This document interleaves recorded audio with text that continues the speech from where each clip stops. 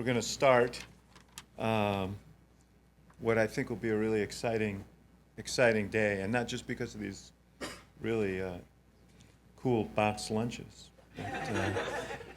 But, I'm not David Plouffe, I'm David Axelrod, but we've been interchangeable for a long time. So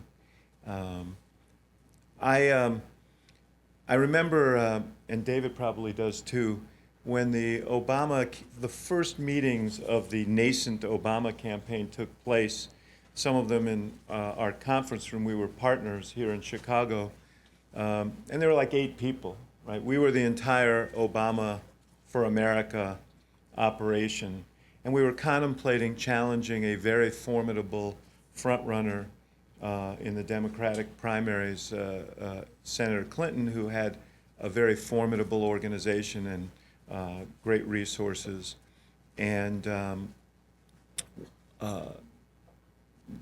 David Plouffe had the great vision to, and others in the room, but David was the driver to understand that the emerging technologies could allow us to bridge the gap in terms of fundraising, bridge the gap in terms of organizing, and become a great multiplier for us in that campaign. And once the first thing that he did as the manager of the campaign was go out and recruit a bunch of young geniuses to make that happen, and a bunch of them are here today.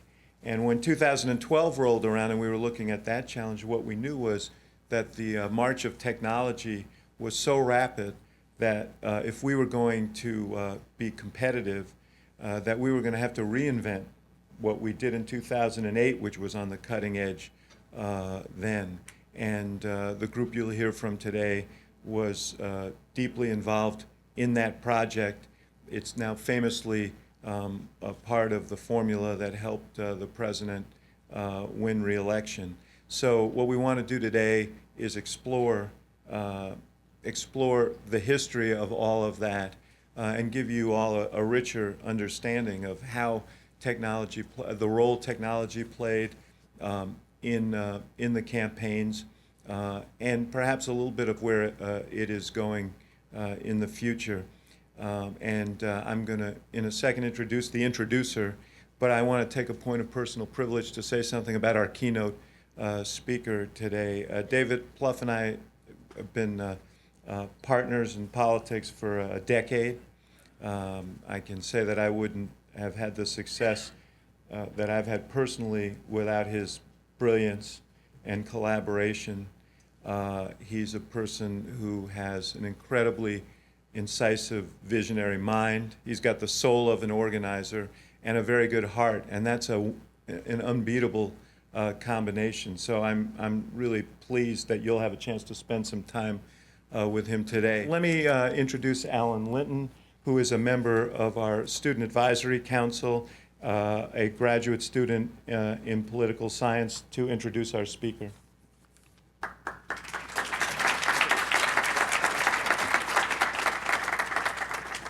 Good afternoon.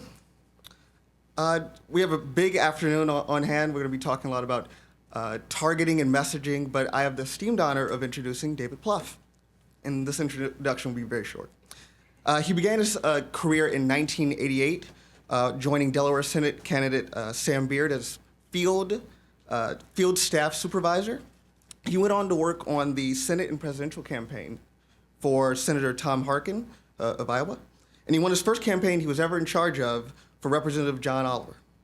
He amassed a wealth of experience and success as director for the Democratic Senatorial Campaign Committee and worked for House Minority Leader Richard Gephardt, both as Deputy Chief of Staff at the end of the 90s, as well as advising the 2004 presidential campaign. Most notably, he served as Barack Obama's campaign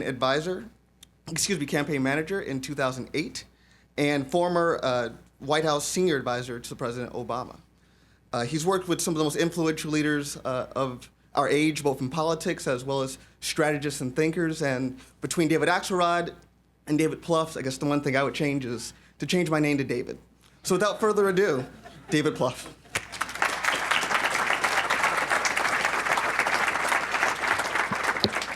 Thank you, Alan, for that introduction and for being here. It's fascinating, actually, to listen to the week you have in store next week at the Institute. And this community and the university is so lucky to have David Axelrod lending his talent and passion to this program. And it couldn't be more important. You know, in our country, with one notable exception, and granted it's a big one, the Civil War, we settle our disputes at the ballot box peacefully. And so politics and elections, they're at the heart of our, not just our democracy, but our country. You know, if you have a view of the direction you want your city or your town or your county or your state or your country to want to take, the only way to enact that is to win elections. You know, it's why personally I didn't like a lot of what our previous president did from 2001 to 2009. But I didn't have a lot of tolerance for Democrats who'd complained too much about it because he won the election. He had the ability to set the agenda for a period of time, just as President Obama does now. So elections and understanding them and their import couldn't be more important. And particularly for the young people here, we need you desperately to run yourselves, to staff campaigns, to run nonprofits, because in our world today, you're not going to take the leadership of this country in 40 years. Many of you are going to start assuming it right away. And to really, at a young age, begin to shape the kind of future you want to inherit so that you can then build on that couldn't be more important. And David is really providing, I think, in the Institute, an amazing window into our country, our democracy, and our elections. So it's really, that week next week, I mean, that's like a 5-year-long program in 1 week in terms of understanding what happened at the last election. I'm going to try and be brief so that we can have a discussion. I'd first of all say this panel you're going to have today is going to be remarkable. These gentlemen and right in front of us here, these are some of the most visionary leaders, not just in terms of technology and digital strategy in politics, but in the country today. And so you are in for a real treat, because these are innovators, these are disruptors, these are people who understand where this country's going, not just in terms of its politics, but in technology and economy. So I'm going to, attempt. I'm still someone who thinks email's cool. So I'm it's from that challenging perspective, going to talk a little bit about the role that technology played in Barack Obama's 2 elections. He would not be the president without technology. You know, it's important to understand, as David said, when the few of us were meeting in those beginning days, we were an outsider insurgent campaign. And by the way, outsider insurgents never win the presidency of the United States. It does not happen. They don't generally win the nomination of their party. You know, McCain, 2000 was the insurgent. 2008, he was the establishment candidate. Ronald Reagan in '76 was an outside insurgent candidate. By 1980, he was the establishment candidate. Outsiders and insurgents generally have their moment in the sun, and then the establishment rears up and beats them back. And the only way we could build a campaign to have any chance of success was to blend technology and grassroots passion together, to build something that wasn't reliant on any political organization or elected officials to try and win a campaign for the presidency. And so Barack Obama simply wouldn't have won the first time, and I would argue the second time, without the great work these guys did to build a kind of campaign that allowed us to expand the electorate, to raise money, to deliver our message. Now, you heard a lot of Republicans since the last election. If you listen to them, it sounds like they think they're just one good app away from understanding technology and competing. You've heard some of them here at the Institute. And I think that completely fails to understand the role technology plays in politics. Now their party definitely, there's too many of them that, think color TV is the latest, innovation. And so they have some work to do for sure. But first of all, there's a common perception that all of these tools are available to purchase. So any campaign that decides that technology is important can purchase them. One, that's not true. And you're going to hear from our great team about some of the great innovative work they did. I mean, they designed some of the most amazing technology, not just in politics, but that exists in the world today. But it is true that a lot of the core technology are available. But it's worthless without, first of all, a campaign who understands that that's going to play a central part of its campaign. There are too many campaigns today that still treat it like it's 1980. The most important thing in their campaign is their television advertising. And television advertising is awfully important. It is still the most effective way to reach swing voters in particular. But it's just part of the equation. And so what we try to do in both of our campaigns is to make sure that, we funded fully, never as much as these guys wanted, but we funded fully, our digital efforts, our technology effort, our grassroots effort. It was core to our campaign. There are campaigns today who will say, no, we believe in volunteers, we believe in grassroots, we're going to have cutting edge technology, but it's not core to who they are. Technology and grassroots activism was core to both Barack Obama's campaigns. It was the living, breathing heartbeat of it. So as we made strategic decisions and tactical decisions, those two entities were present every time we did it. We believed in it, we nourished it, we fed it. And the technology doesn't matter if there's not people to utilize it, right? The reason that so many people in this campaign used social networks, in 2008 used email and the website, who knocked on doors, who used technology to make them more effective in their communities, it's because they were motivated by Barack Obama, okay? It was a relationship between him and his supporters, that it cannot be manufactured. It's got to be real. And for so many people, and a lot of you in this room did this, and so you can speak most authoritatively about how you viewed it. But most of our volunteers felt that Barack Obama himself thought that what they were doing was the most important thing in the campaign. And they were right. That is what he believed. It's what we believed. Because there's nothing more valuable than a human being talking to another human being, right? As someone's wrestling with whether to register or to vote at all, or how to decide how to vote. They see TV ads, they see debates. We wish they hadn't seen the first debate, but they saw that too. And having that person encourage them to register, tell them how, answer their questions for them. You know, I've got some problems with Obama. Here's what they are. Well, let me get you more information on that. Have you thought about this? That is so valuable in today's cluttered media environment where people don't have trust of much at all from an authority standpoint. You trust your family member, your friend, your colleague.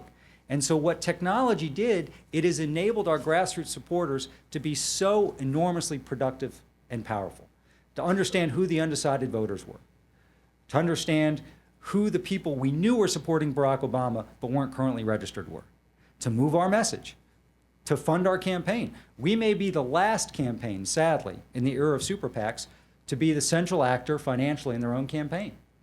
And it's because, yes, the other side had 8 or 10 extraordinarily wealthy ideological donors who tried to buy the White House. But we had millions of Americans, you know, students, retirees, nurses, firefighters, who allowed us to fight that back. You know, and it was all because of the innovation and the belief in technology. It also gave us a great window into the electorate. You're going to hear from Dan Wagner, who ran this for us from the targeting standpoint. A lot of focus on, well, Nate Silver knew what was going to happen in the election, and you guys did. That's sort of ridiculous, you know, worthless. What matters is how we use the data. It's how we made decisions about where the president went, where the first lady went, how to allocate our resources. We used technology to optimize our spending this time so that we knew in a certain state or media market who it is we needed to reach, which programming they were watching, what they were responding to really both save us money and to be more effective. I mean, I'm a big believer in politics, and I guess anything in life. If you can know something, you should know it. Take the guesswork out of the equation. Now, politics always has a high degree of feel.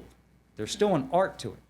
But in today's world, with the tools these guys built, we had the ability to have a great window into what was happening in the election, to really understand who we needed to motivate to turn out, who we needed to persuade, how we'd pick the lock, what was the best way to reach them. And that's the best way to make smart decisions. You know, we got outspent this campaign, not in 08, but this campaign we got outspent. So the resource part of this was so important. We had to be extraordinarily judicious about how we applied our resources, and we're able to do that. So I think that there's a misunderstanding out there right now that if the Republican Party just invests more on the technology side of things, spends a little bit more on it, somehow you build it, they will come. That's just not going to happen. I also think there's a false confidence in the Democratic Party that we've got this big advantage right now, both in technology and in grassroots and in demographic trends in this country. And that's just going to continue for years and decades to come. There is no guarantee of that. You know, this was a magic moment between a candidate who inspired millions of Americans to get involved in politics, the likes of which we've never seen in our country. Bobby Kennedy did for a period of time. Reagan did to agree on the Republican Party. Never like this, and never in a way that determined an electoral outcome for the presidency. And technology. And one of the amazing things about our campaign was this wasn't just, again, and the panel's going to talk more about this, we just didn't buy all this from vendors. We had the most amazing people within the campaign who had both government and campaign and private sector experience, great engineers building things. Because they were motivated too, just like our volunteers were by Barack Obama. You weren't going to have the best and brightest in Silicon Valley, here in Chicago from New York, coming, to go work on the Mitt Romney campaign. I mean, you've got basically a party that doesn't believe in climate change, that's intolerant, that's looking backwards, that wants to make decisions about women's health care. You are not going to have a lot of people who from this world, who are very forward-looking, devote, at very little pay or at all, months and years of their lives. And so this was a magic moment that came together. And there's no guarantee for our party that this is going to continue. It's going to be dependent on the candidates that come. And if they motivate people, if they're willing to put technology at the core of their campaign, if they're willing to put grassroots activism at the core of their campaign, then they may have an opportunity to replicate what we built. But there's certainly no guarantee. And this isn't just about the tools. We built tools that were best in class, again, not just in politics, but in terms of the entire world, in terms of their application. But there are a lot of tools that are available. And if you don't have that core commitment and that volunteerism, it's just not going to matter.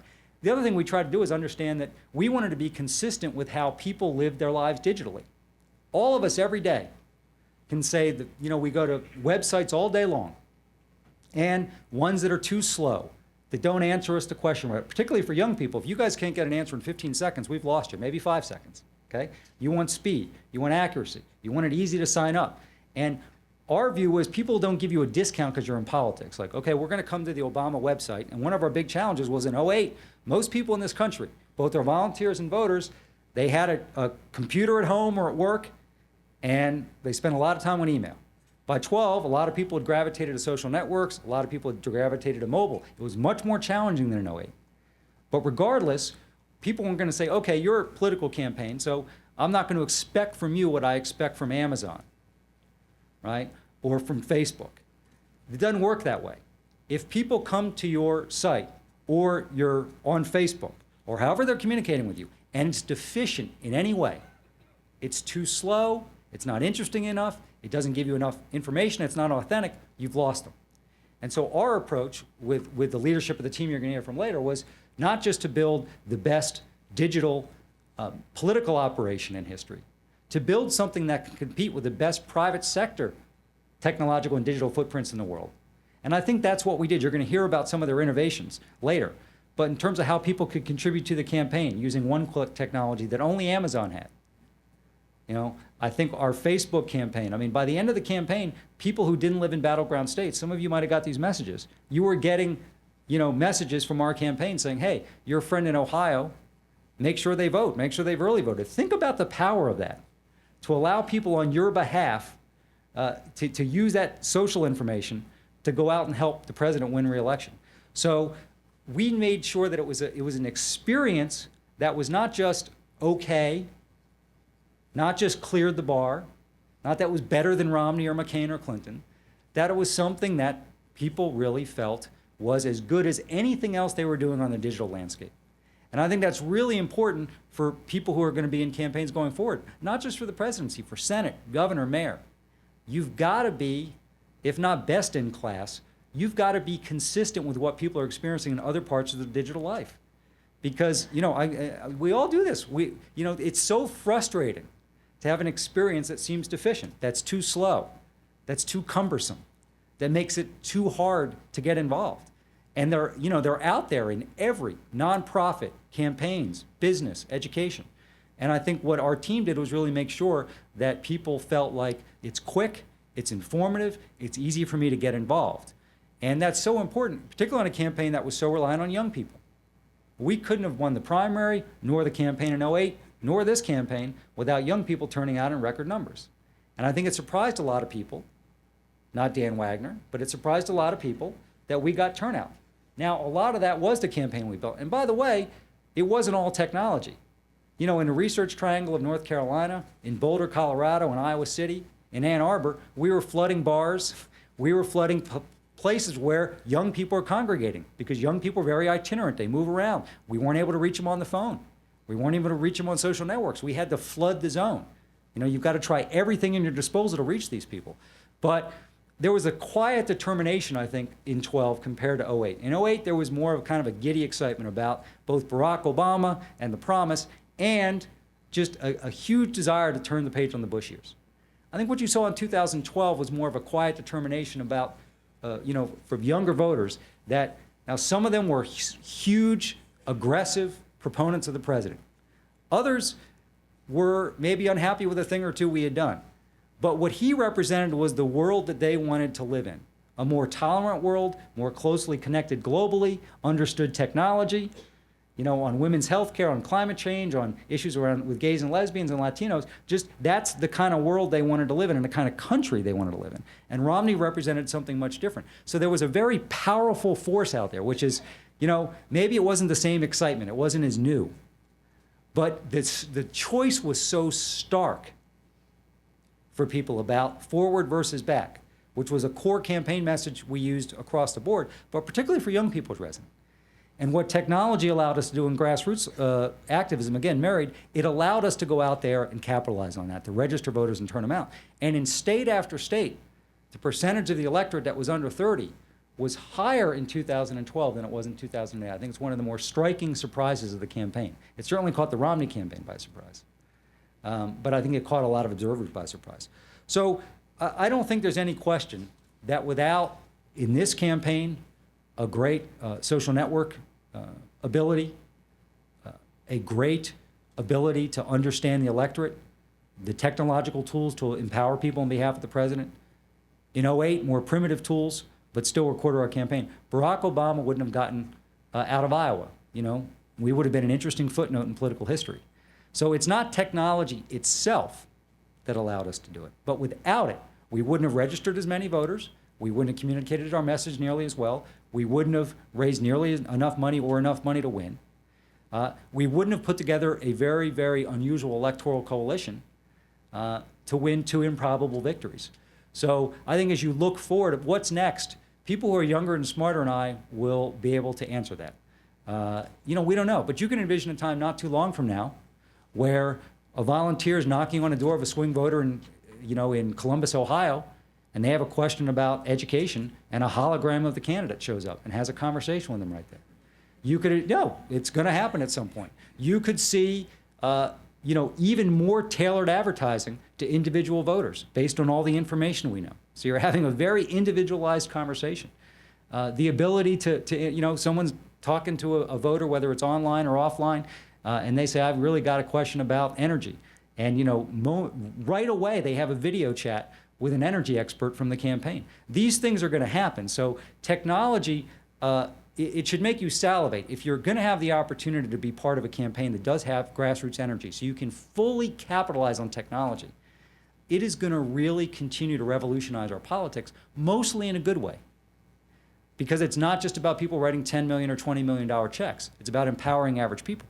And there's no question that technology is going to continue to break down barriers across the world. What it's going to mean to countries that don't have a democracy, where people don't have information, it's going to continue to liberate people in a way that I think is really unrivaled in terms of its speed. So technology has been at the core of American politics. I think it's going to continue to influence politics around the world. And you're going to hear from the folks in a little bit here who built '08 and '12 and who probably have well-formed views about what's going to happen in the future in 16 or 20. But technology, all the digital tools, they are here to stay. I think it will be fascinating to watch. In 2014, you'll be able to look around the country at people running for Senate and governor and Congress. And there'll be some who are running campaigns consistent with that, who are treating it as if it is 2014. Unfortunately, I have a lot of people in both parties who run somewhat archaic campaigns, as if not much has changed. And I think there's going to be a real divide there. And the campaigns that get it right, who understand there's a lot of people that the only way you're going to reach them ever is through digital channels. That the best way to convert a swing voter is from another human being and to use technology to empower them. To understand that, if you can build up a network of people, sometimes it's not even what they're going to do. What we have right now in terms of our email list and on Facebook and Twitter is a bigger group of Americans than the 3 television networks combined have. So just a simple act of sending a message from the president about what he's saying or doing on a particular issue is an amazingly, just that simple act. Because then those tens of millions of people around the country internalize it, understand it, and when they're going through their everyday lives, whether it's taking their kid to a soccer game, or they're out at the bar at night, or they're at an event after church, and something comes up, they can be our ambassadors on behalf of the president. No, here's what the president's trying to do on fiscal issue or Afghanistan or healthcare. Pick the issue. It's an amazingly powerful thing.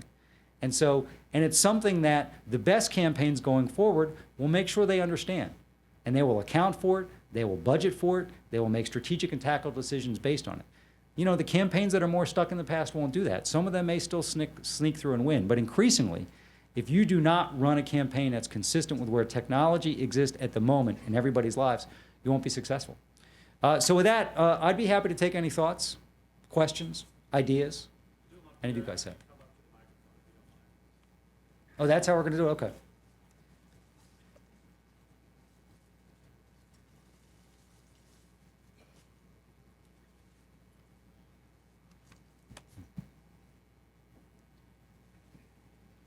Thank you, Mr. Sure. Plouffe.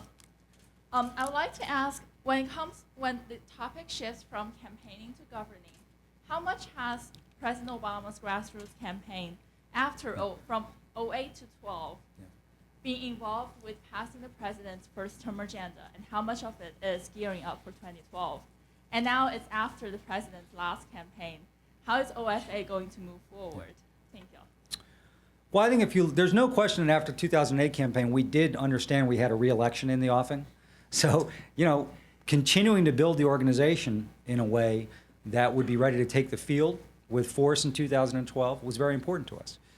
But if you look at what OFA worked on in 2009, 2010 in particular, healthcare wouldn't have got passed without OFA. That's my strong belief. I think there were House Democrats that spines were stiffened because they saw there was going to be a cavalry out there to support them for doing a tough thing.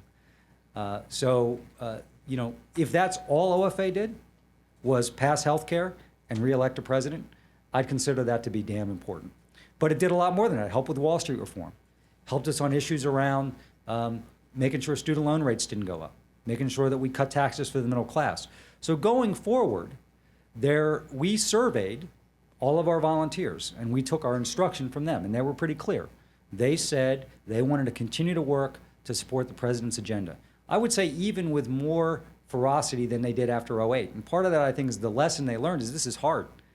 You know, they're going to need to really put their shoulder to the wheel. So yesterday, all across the country, there were events on gun violence with OFA supporters. And if you look at the coverage it got around the country, it was terrific coverage and showed the depths of support. They're going to be out there pushing hard on immigration. They're already out there helping frame some of these fiscal fights. So I think that they can bring great focus to these issues in their community. They organize strange bedfellows, so there'll be, you know, local Republicans and faith leaders out on immigration. I think that now, are OFA volunteers going to convince some recalcitrant Republicans to think differently? That's going to be hard. Now, some of them may say, I'm on the wrong side of this issue, and we do a good job of animating that. But it's also going to help with Democrats to understand that there's a lot of people out there that feel passionately about some of these issues. And, you know, they're going to stand by people who, in their view, do the right thing. So the other thing I'd say about OFA, we had, I think our final numbers were 85,000 people who volunteered in the president's campaign said they wanted to run for office. Think about that. 85,000. Something, by the way, I think it's a national crisis. We need better and more selfless people to run for office up and down the ticket in both parties. But think about that. Let's say out of those 85,000 people, I'll be flipped for a minute, let's say half never should run for office, right? Let's say half of them ultimately don't decide to do it. You're still talking about a pool of like 20,000 people that will run and win city council races, state representative races, congressional races. And so that's another way I think the president's campaign will live on. And a lot of people then, maybe they don't stay involved in politics, but they get involved and run nonprofits or start them. You know, they help register voters. They help serve their community. So I think that, you know, 50 years from now, you're going to look back at the OFA organization, and it's going to have a remarkable tentacles in a lot of parts, not just of our political life, but our community life too. Hi, Mr. Plouffe. My name is Anastasia. I was a volunteer at phone banks in 2008, and I led the campus. Is it working? I led the campus team here in 2012, and I was wondering how. And you mentioned that you were outspent in 2012. How did the financing and resource allocation to campus teams, or not just neighborhood teams, excuse me, change between 2008 and 2012? Yeah. Well, thanks, first of all, for your help in both of those elections. I think that there was a consistency in that this was a challenge, and I think David and Larry can speak to this, meaning as you're looking into a summer and fall where we knew we were going to get outspent primarily by super PACs, we had a big budget line item in terms of our ground operation, offices and staff, and that was a tough decision. We went through a lot of exercises on, okay, can we afford to be spending that much money on the ground when we're getting outspent on the air? And we made some modest adjustments, but for the most part, we stayed. We left things intact simply because when we stepped back and said, how do we get 50% of the vote in Florida, in Virginia, in Ohio? We were so reliant on registering voters and getting turnout that wasn't going to happen without a robust field effort. But it was much more challenging in 12 than in 08 to stay consistent, because in 08 we outspent our opponent in the general election. In 12, we thought we were going to get absolutely mamboed, and we were. The money was just flowing in. Now, we were able to spend it more smartly, in part because of technology, in part because the campaign was our central actor for Barack Obama. For Mitt Romney, the Republican National Committee and super PACs were his central financial actor, and they paid more of a premium for television. So they didn't get dollar for dollar what we did, but we were still getting outspent. I think it was one of the smartest things that Jim Messina and his team did in Chicago was even during that financial assault we were going to be under, we still believed in and funded the ground. And you look at a state like Florida, there's no way we get there without what we did on the ground. If you look at a state like Virginia, the African American turnout, young turnout in Colorado, young turnout, Latino turnout, some of that was how they felt about issues, and there's no doubt a lot of that, we had good advertising, they responded to that, but so much of that was what happened on the ground.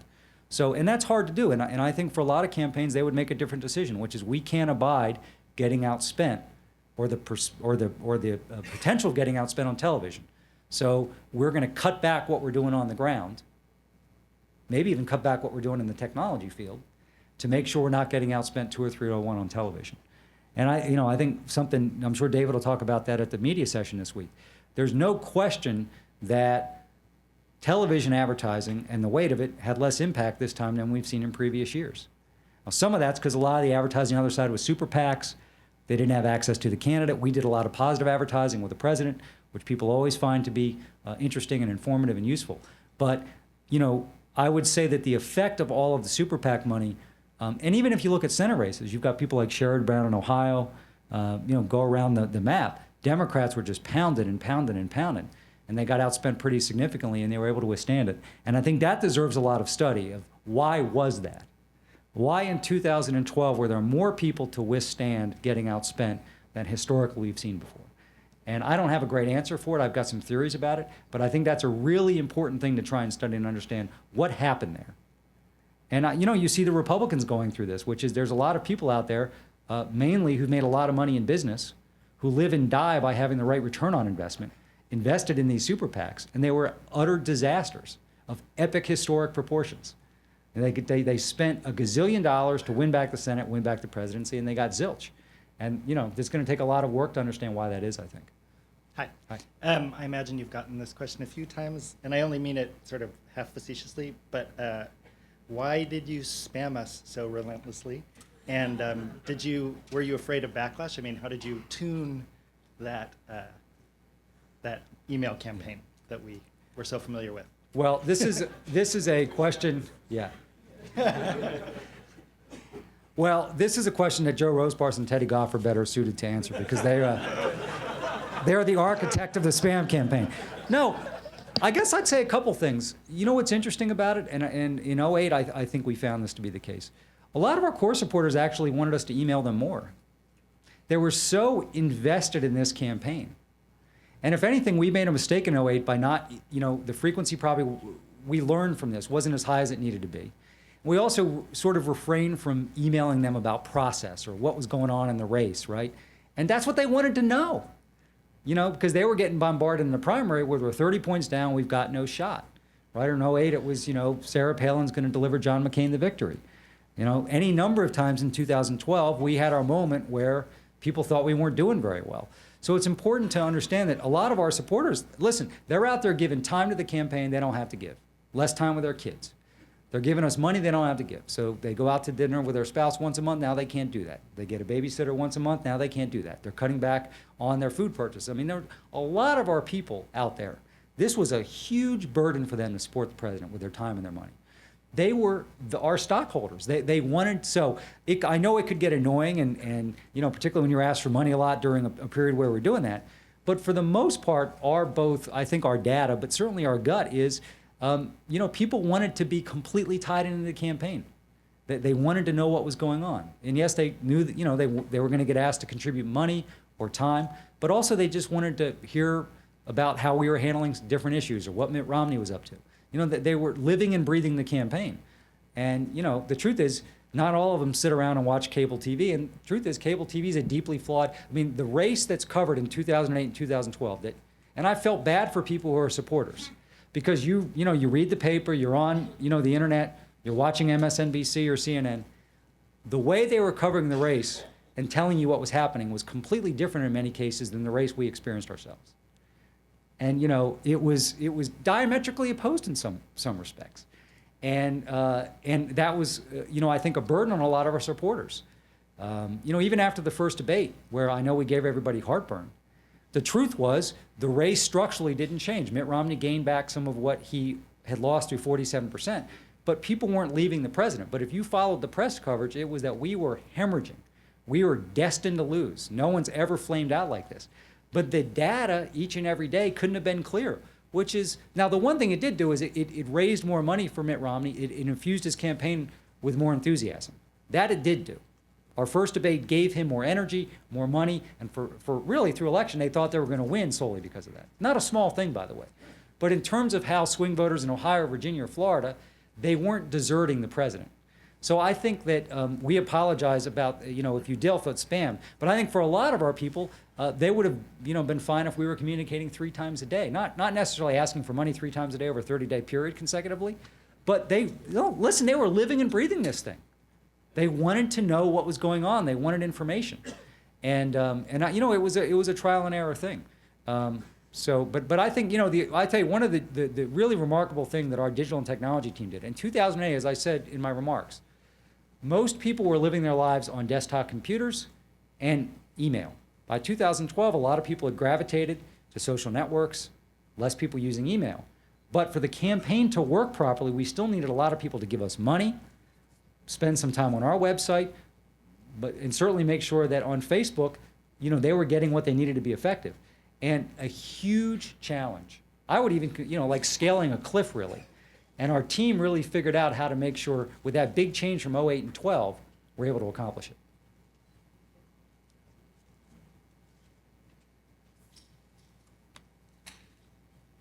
Afternoon. Quick question. I saw Nate Silver be interviewed a couple of weeks after the 2012 election, and the questioner asked him, is this where we are now? All the mystique has been taken out of election night, and in 2016 it's going to be about the same 7 or 8 states. And kind of 2 weeks before the election, I think you guys kind of knew, and most people paying close attention knew that the president was likely to be reelected. So I guess I would pose the same question that was posed to you that was posed to Mr. Silver. Is it going to be in 2016 the same 7 states? And has the mystique been taken out of election night due to all the data and the research that you guys do? Well, first of all, I think, you know, you'll hear from Ryan and Lizza later. I assume there's a lot of introspection going on in the press about, you know, there is the world of what you can know in data versus, you know, kind of traditional punditry and past election history. And I do think that, you know, like in, you know, just like McCain did, Romney made a last play for Pennsylvania. And you know, most of the press coverage suggested it was an uphill climb, but they treated it as a fairly serious gambit. I mean, all you needed to know was one number. To win Pennsylvania, Mitt Romney had to win 66% of the independent vote. It was an impossibility. He had 0 chance to win the state. 0. If there's a number less than 0, that. But, you know, it was treated as a serious enterprise, right? So I do think that there's an interesting, and a lot of people, listen, and you know, Ryan's of the younger generation. There's a lot of people out there who, when they talk about presidential politics, like when we went through the contraception issue, there were some of the commentators out there who suggested we were going to lose Pennsylvania and Ohio because they were thinking about Pennsylvania from like 1980. And we live in a rapidly, rapidly changing world. I will say this. First of all, we had what Nate Silver had was public polling, some of which was good, some of which was garbage. But he put it all into a blender. There's enough of it that, for the average, we had a lot better data. We knew every person in every battleground state, we had modeled. We had some sense of how they were going to vote. We didn't sail into election day, super confident and arrogant. I mean, we were confident, but it's election day. What if turnout is a little bit off? What if our model's just a little bit off? We were confident. We weren't hangdog, but there's always an edge of nervousness, okay, on election day.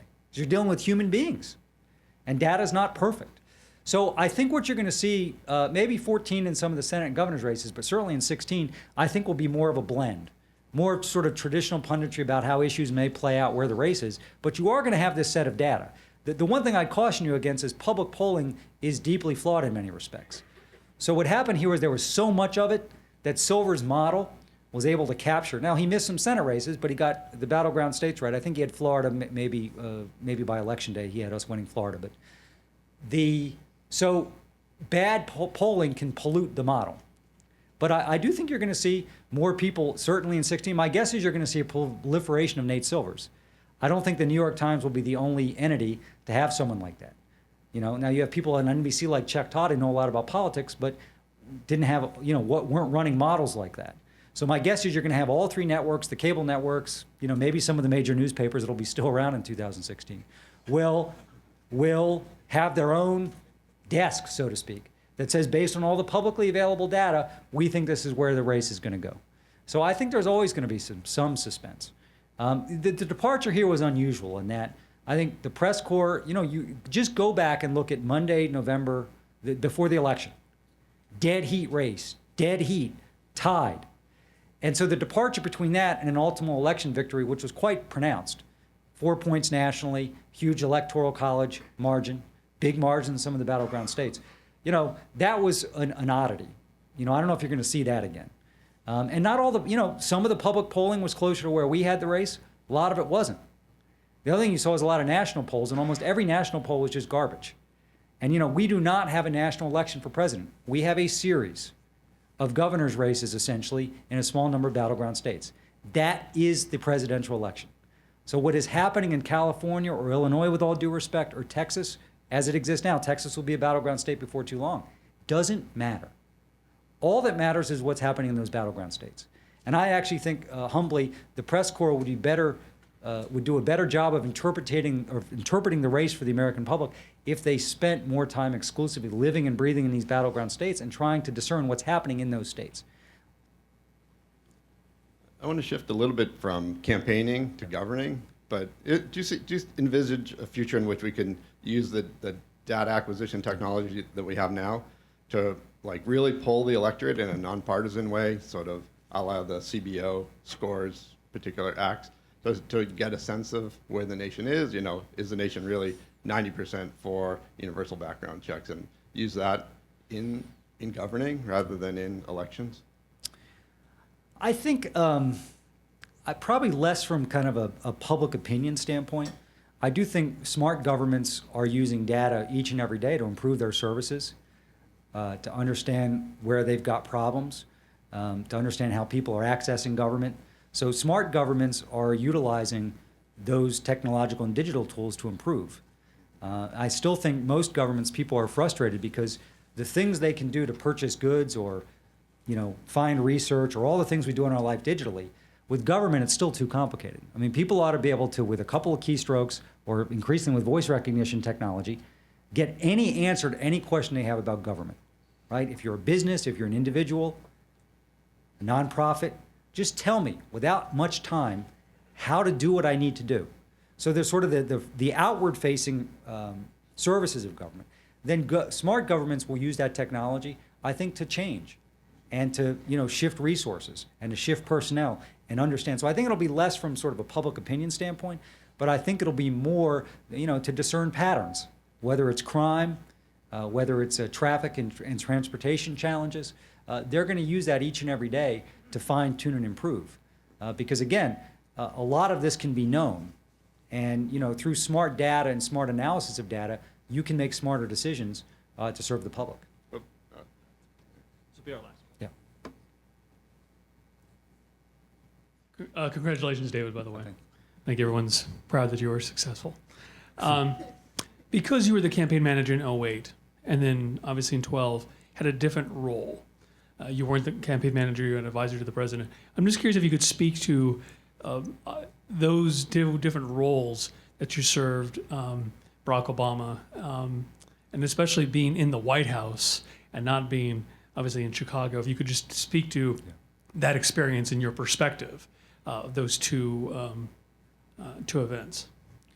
Well, David Axelrod had the same job I did in the White House previously, so he can speak to this too, and probably has in settings here. I mean, that's a job where your first role is obviously to support the president in his governing and official function. We had the added challenge in 12 of having a presidential election where I, personally applied some time. So you had, and there was some marriage between the two. There was lots of things that crossed his desk that had nothing to do with the campaign, that were just foreign policy challenges or domestic challenges, decisions that had to be made. So in 08, when you're the manager, you have, as Jim Messina did this time, you worry about everything. The big things, strategy, advertising, our tools and technology, to just, reimbursement policy for spending and, all the personnel. I mean, listen, a campaign's no different than a university or family or business, just a collection of human beings, right? So just the management of the people part of it, the tensions and the fights and people not performing, that's a big part of it. So in 2012, first of all, we had, the most amazing campaign team ever built. Better than 08, better than anybody's ever done. So, I helped as I could and provided advice from afar, but there were people doing role responsibilities. So, my job was basically more to, be part of the strategic team. But in terms of day-to-day execution and tactics, much less so than in 08. So it's a tough, it's in a way, and David was there in 9 and 10, so they were off-year elections, but the president's not on the ballot. So for me, it was probably a little bit easier than David, because on the political side, I had our thing in front of us, as opposed to, like Dan Pfeiffer's now there now, and we're going to have off-year elections, and you do what you can to help, but, you're not running those campaigns, you're not on the ballot. But a lot of your time is spent, listen, nothing, I think I speak for David and Stephanie and others who've worked there. It's an awe-inspiring thing. It's the privilege of a lifetime to serve your country from the White House. And if you're a student of history, you realize a lot of people have roamed those halls before you and will after you. But there's nothing easy that comes on his desk or in those hallways. It's all hard. It's all challenging. It's all crisis. And so 08, in a way, all we had was the campaign. I mean, he was still a senator, so he had his duties to tend to and votes, et cetera. But in 12, we had the country, the world, and the campaign. And a president isn't able to say, I am now going to hive off more of my time to deal with the campaign. Yes, he would travel more, but that just gets added to what they have to deal with. So in many respects, it's a more challenging thing. You talk to the Clinton people, the Bush people, the Reagan people, they'll always tell you re-elects are challenging for a number of reasons. You have a record to defend. You're very, very affected by the atmospherics of the moment, where the economy is, where the mood of the American people is. But you've also got this other job that occupies mostly the president, but all of us have to spend a lot of time on that. And so it was a challenge to really work through how that. Now, the last couple months, you're largely out on the campaign trail, you have the debates. And, at that point, we were lucky. We didn't have anything, like for a while, it looked like maybe the Republicans would try and get us into a government shutdown thing in the fall during our reelection. They wisely decided not to do that. So we had some clear space. Now, we had the hurricane we had to deal with. We obviously were spending a lot of time getting ready for the fiscal cliff. But in terms of that clear and present issue that was right in front of us, we had a little space that made it a little bit easier. All right, well, thanks, everybody. It's been a real joy to be with you. And you're really in it for a treat with this panel. Thank you.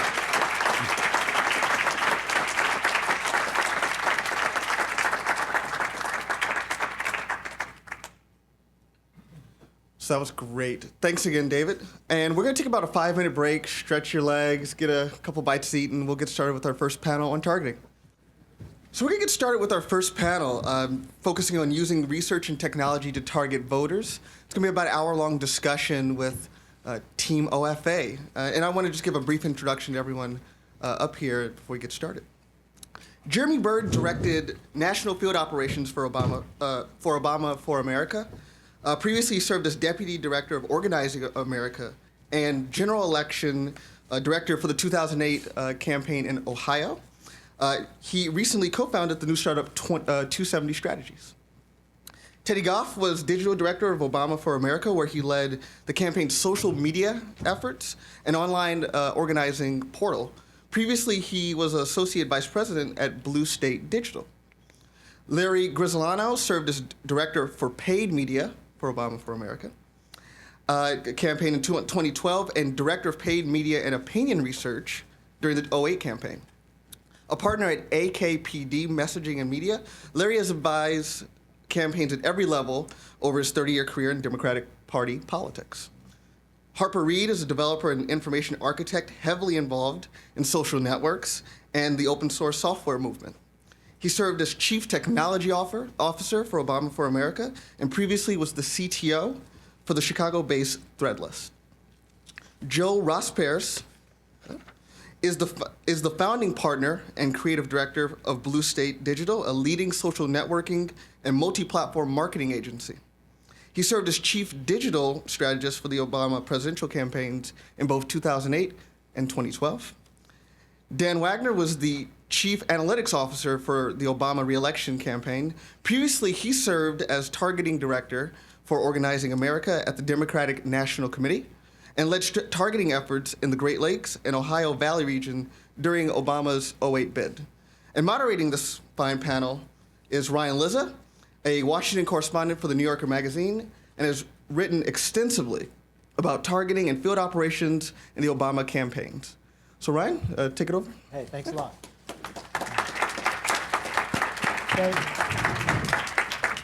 Thanks to the Institute of Politics for having me. Thanks to David. Very excited about this event. I tweeted out a list of the names of who's going to be on this panel. And a friend of mine, another journalist, emailed me back, and she said, it's like you're interviewing Led Zeppelin. And this is a journalist friend. She's an Italian journalist in Rome.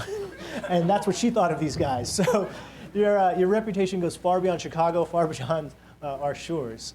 I've been covering politics for 15 years now. And what's going on right now, the stuff that we're going to talk about, one, I think a lot of people, as Plouffe was alluding to, a lot of journalists have a tough time understanding this stuff, have a tough time sort of figuring out the revolution we're all witnessing. And so I can't think of a better topic and a better panel of people to sort of walk us through this and explain how you guys have revolutionized politics and what the implications are going forward. And so I think the best thing to do, just so all of you have a baseline for who these guys are and what they did, is we'll just go right down the row. All of you worked on the 2008 campaign and the 2012 campaign, with the exception of Harper. So I just want you to, a few things. One, tell us how you got into politics briefly. Two, what you did on the Obama campaign. What was the world that you were in charge of? And then for the guys who worked on both campaigns, the most significant innovation between 2008 and 2012 in your sort of sphere of expertise. And why don't we just start with that, and that'll launch us into a lot of interesting digressions. So start with you. Hello. Obviously, as you can see by the name tag in front of me, I'm Harper. How I got into politics is a pretty, I think, short but long story, which is a friend of mine introduced me to Michael Slaby, and he said, why don't you be the CTO? And that was pretty much it. The long part of that is that I had spent many years really developing a persona of an engineer, hacker type, and an engineer leader in the Chicago area and nationally, specifically because I knew at some point in my career I was going to need to build a very big team very quickly. And so I think if there's one thing that I really brought to the campaign, it was just the team that we had. And so what I did on the campaign is, as the CTO, was kind of facilitate the building of the foundation of the technology we used. And so a lot of the kind of big applications were backed by technology that my team built, and really making sure that it was fast and usable, and that, more importantly, that it didn't go down. Did it ever go down? During the final 4 days, it never went down. Larry? Thanks. I'm Larry Grisolano. As Ryan said, I ran the media and advertising in the campaign in 08 and in 12. I started in politics as a volunteer, and my first job in politics, I knocked on doors for Tom Harkin from 5 to 9 every night, Monday through Friday, one summer, and I think I was paid $350 a month.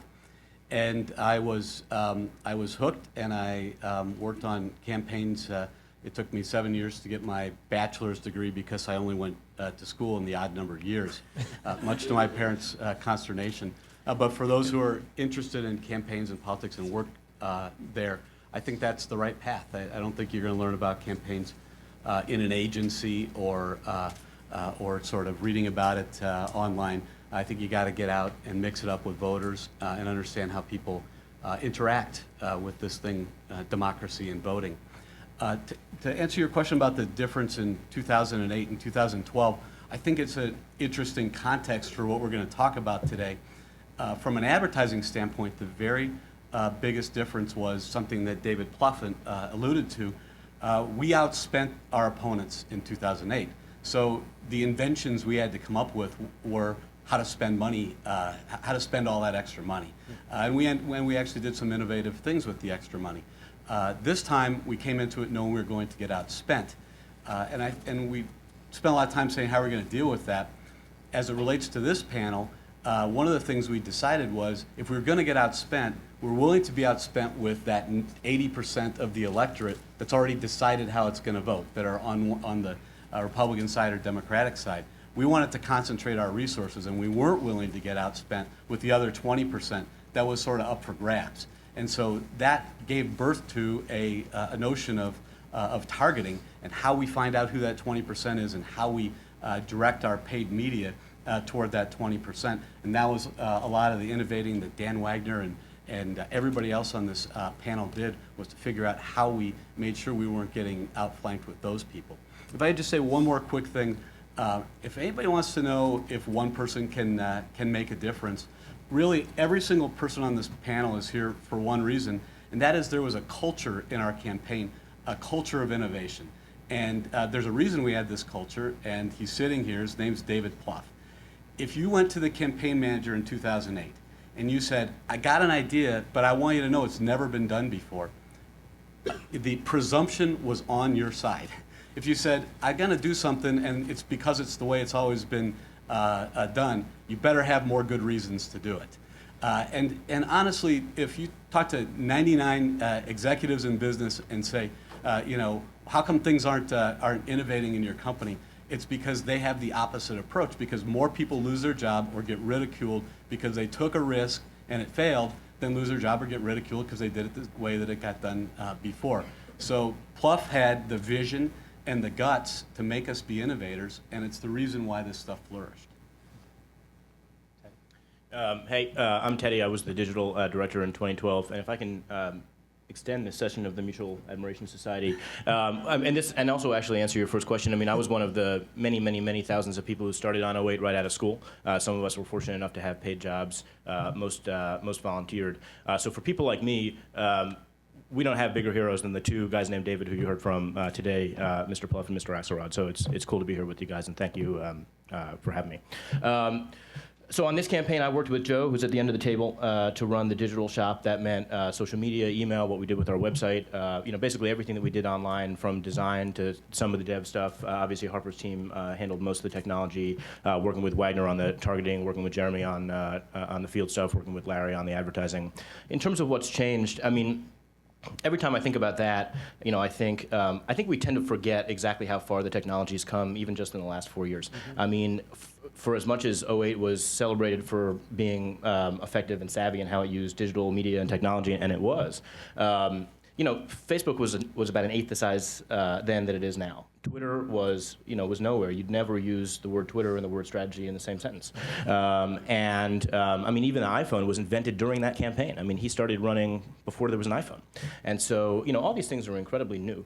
And all that is, I mean, I think David Plouffe spoke about that a bit earlier, but, all that has just meant that the ordinary person who we were trying to talk to and inspire and motivate, just had so much more power this time than they had last. Last time if we'd been, not timely enough or not local enough or had the wrong tone or whatever, they might have clicked away. This time they could click away and then tweet about why they lost confidence in the president.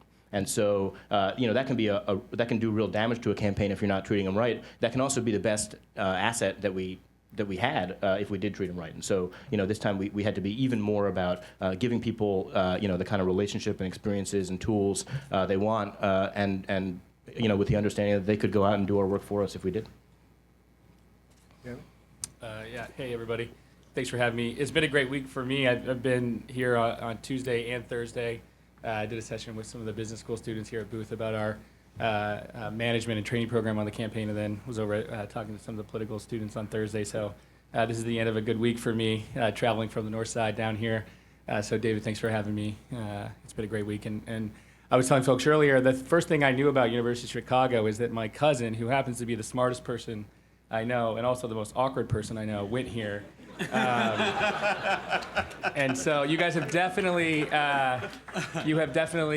reinforced the first part of that this week, for sure. And I appreciate the questions that everybody has, and it is a pleasure to be here.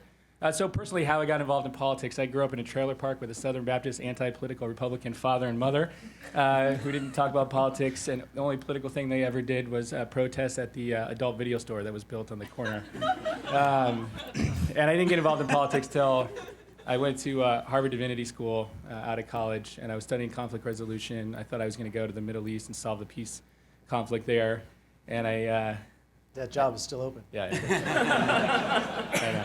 And I took a class on community organizing, and in the class you had to go work in the community. And I was working with these students, high school students in Roxbury and Dorchester and Boston, and they were trying to get $13 million put into their schools. And they ran this campaign against the city councilors, not against them, but to get them all to agree to veto the mayor's budget. And they brought in kids from Newton, from the rich suburbs, to show those city councilors their school books versus the school books they were working on, pictures of their school versus pictures of the schools that they had in the suburbs. And I watched them win. And they got $13 million put into their schools, and I thought, community organizing works, I want to do this. And I've been doing it ever since. And I got involved, and I spent 2 years of my life losing to George Bush in 2004 that I'll never get back. But I probably learned more in that 2-year stint than I'll ever learn about how to not run campaigns. And then was fortunate enough to work for the president from March 2007 until January 1st of this year. So it's been a great ride.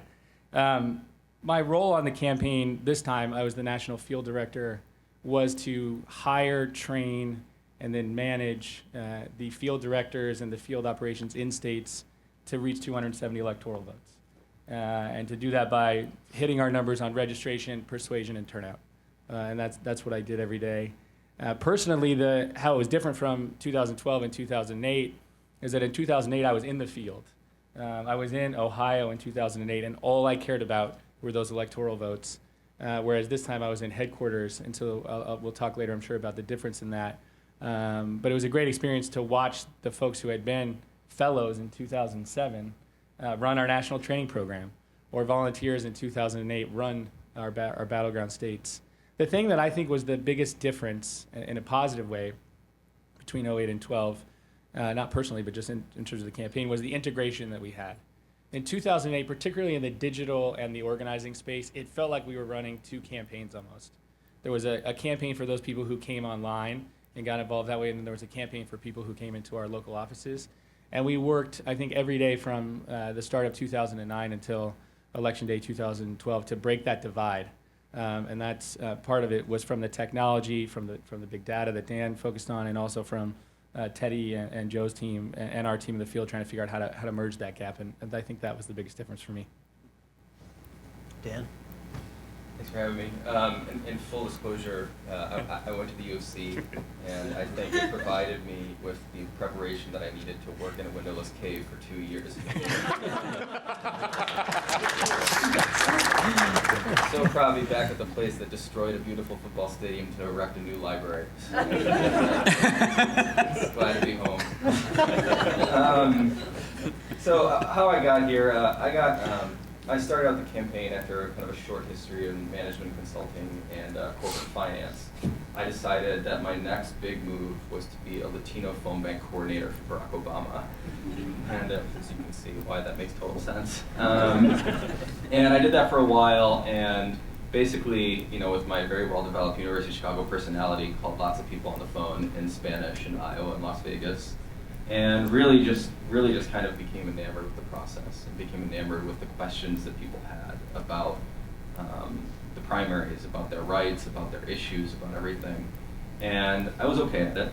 And one day I kind of noticed this girl who was working on an Excel spreadsheet that helped figure out this thing called caucus math in Iowa. Caucus math is this very complicated algorithmic situation where they help allocate number of delegates per candidate based on the caucus process in Iowa. So I took that home and essentially helped figure out a way to allocate delegates in a way much more efficiently that would help Barack Obama earn extra delegates against Hillary Clinton in the caucus. I took that and eventually kind of knocked on doors and met someone named John Carson, and I showed it to him, and he had two reactions. He said, 1, I think you're kind of crazy. 2, I think this is kind of cool. And 3, can you move to Iowa in 3 days? And that was it. The rest was history, but kind of an interesting moment. The story of analytics, though, is long, and it really begins back in 2007 in Iowa, where we were just beginning to use micro-targeting. We were just beginning to think about how we were segmenting the universe. And it was driven by a lot of people at the top. It was driven by David Plouffe. It was driven by people like Mitch Stewart and Paul Tooze.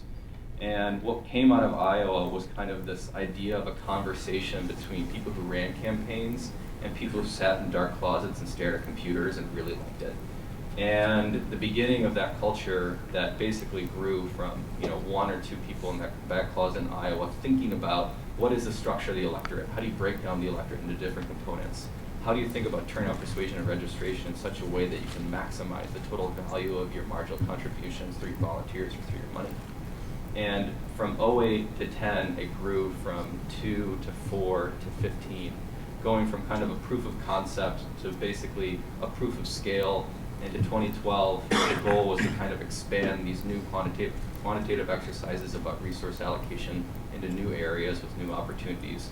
An overall department that, again, sat in a windowless cave for 2 years of 54 people.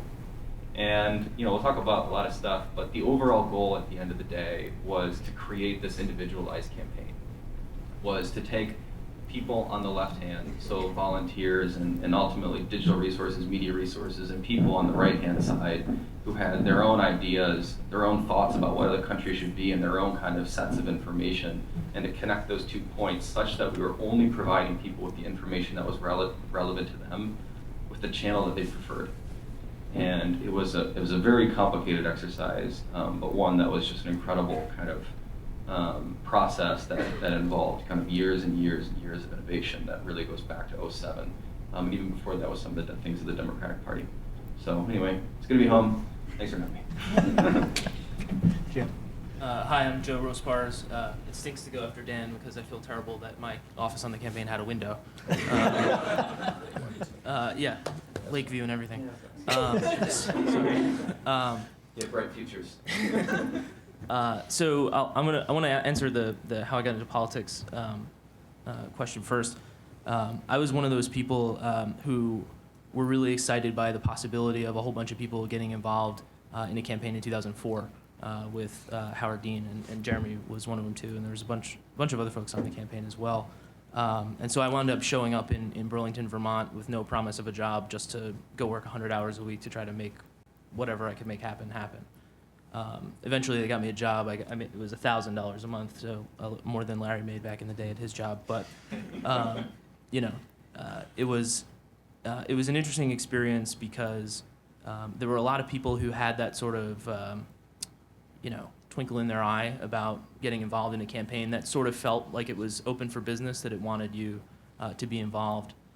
We had a lot of people give money, small dollars, a little bit at a time here and there. We had people who wanted to do volunteer activity for us, make phone calls, travel to places for us, whatever. But I was part of an organization that did a massive disservice to those people. And we were not prepared organizationally from a leadership perspective or from an operational perspective to turn that energy into an electoral victory in the places where we needed to do that. And so when you watch something that you believe in and have put a lot of time and heart into sort of collapse around you, you start to think about what's important and how do I make sure that that doesn't happen again.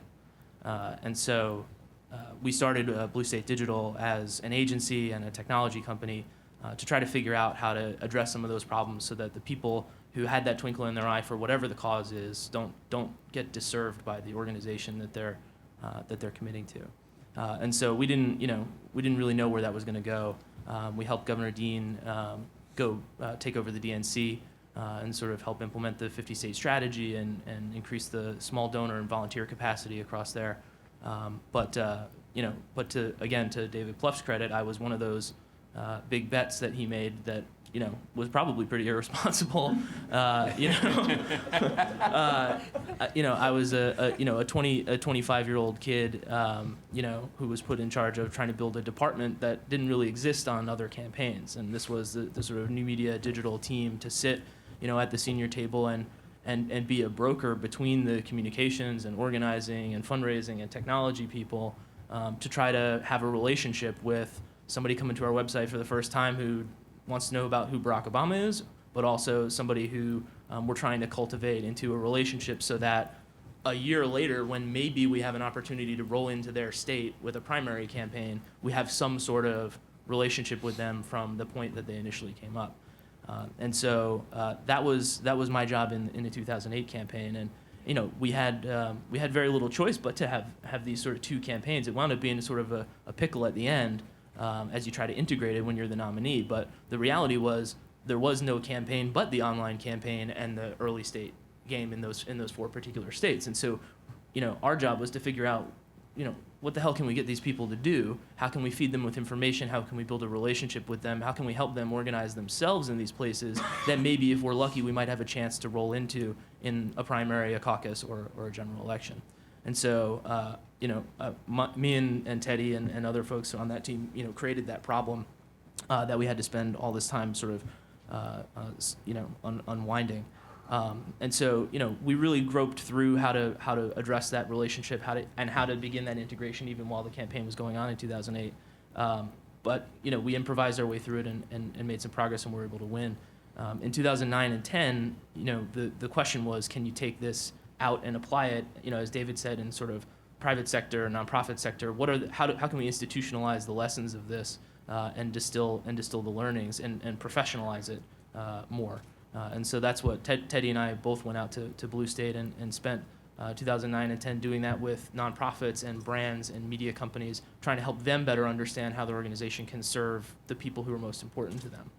And so when 2011 rolled around and it was clear that we needed to start up the campaign, we had this opportunity to start as one campaign from the beginning. And so Teddy and I essentially set about building a big digital agency inside the campaign. And by this point, we had been going through the professionalization process of what we had learned in 2008. So when we came into 2011, we were able to sit down with a structure and a process. Our team had a hiring process, like with multiple stages. That's not usually how people get hired on campaigns. You know somebody, you show up, whatever. We had a multi-stage interview process. We did written 360 performance reviews of our team during the campaign this time. The COO and the HR people thought we were nuts because that's not what you do on campaigns. And so we really built a best-in-class private sector agency based on what we knew from Blue State inside the campaign this time. And we took a bunch of people. Teddy was one of them. There's another dozen or so people, and put them in there. But then we hired like 200 other awesome, incredible people who were willing to come from their jobs in design agencies, media firms, writing shops, agencies, wherever, to build this giant digital agency to have one big project, which was to run the most professional, best-in-class digital operation that the world has ever seen. And so I was smart enough to put Teddy in charge of that, and that was much less of a bet than Plouffe made on me 4 years earlier. But that was my role in 2012, was helping set that up and make sure that was not just improvising the best we could figure out for the 2012 campaign, but really being the best in class and taking the lessons from the private sector and the NGO side to bring that in. And I'm absolutely confident that the difference in 2012 of the professionalization of our piece of what we did was the difference between us raising more money than last time and raising less money than last time, between registering more voters than last time online and registering fewer voters. So that's something that, which David talked about, the difference between the re-elect and having to improvise through a primary and then a general election. For me, that was the biggest difference, was the ability to plan and build something in a real way. Excellent. So I want to start with Dan on this question, and then all of you can sort of chime in. So much of what we've read about the innovations and read about the campaign is that it was data-based. You collected an incredible amount of data. Your guys like Harper helped you integrate it in a way that hadn't happened in the 2008 campaign, and all of the different aspects, whether it was field or fundraising or whatever part of the campaign, then could draw on that data for whatever reason they had to. So just a general question, what data did you collect and how did you use it? And maybe you could start with the how you collected it, and then all of you guys can chime in with how you personally used it, how it made your sort of sphere of expertise more professional and easier. So what did you collect? One thing is what do you know about me and everyone in this room? I'll go back in time a little bit. And one of the best things that happened about Howard Dean losing in 2004 is that he became the executive director of the DNC. And your mayor in Chicago would disagree with that. Yeah. And he, along with some very smart people at the DNC, decided to make a significant investment in technology and nationalizing the voter file, right? Yeah. And they essentially worked to say, we're going to have one piece of technology to run this, which is this thing called the VAN. The VAN, what is the VAN? VAN is called Voter Activation Network. They're a company like Blue State, who we work with, who many people in this room, I'm sure, have like 10 data into it and stuff like that.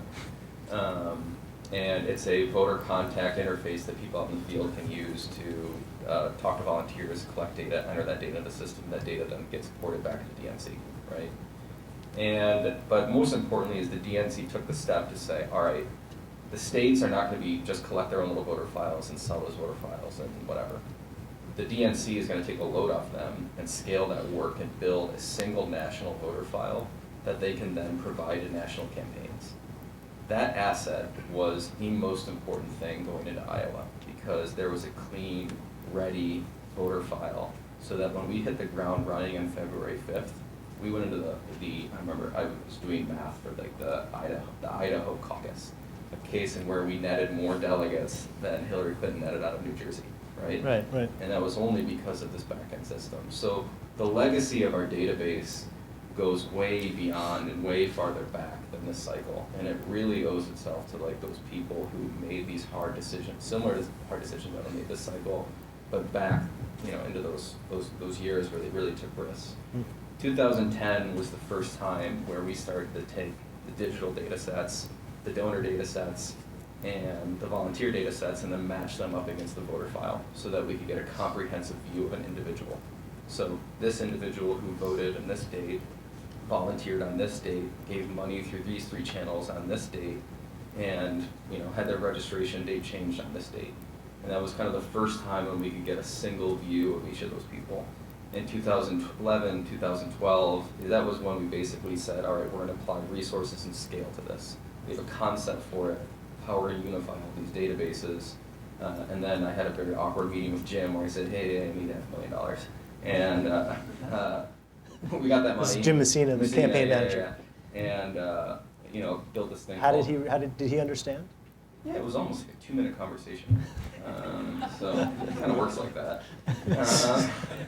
And what it gave us was, for the first time, was it allowed us to take this idea, which is we're going to take these analytics products, or essentially a bunch of models that predict a bunch of outcomes: who likes us, who doesn't like us, who's likely to vote, who's not likely to vote, who's persuadable, and then connect them with the other parts of the campaign, right? Connect them with media, connect it with digital, connect it with communication, such that if Ben LeBolt was giving a speech or something on MSNBC or something in some local media market, we could define for him the types of targets in that specific media market, and we could say this is the persuadable rating of the actual show that you are going to go on. And What's the persuadable rating? A persuadable rating, for example, is if you go on TV, right?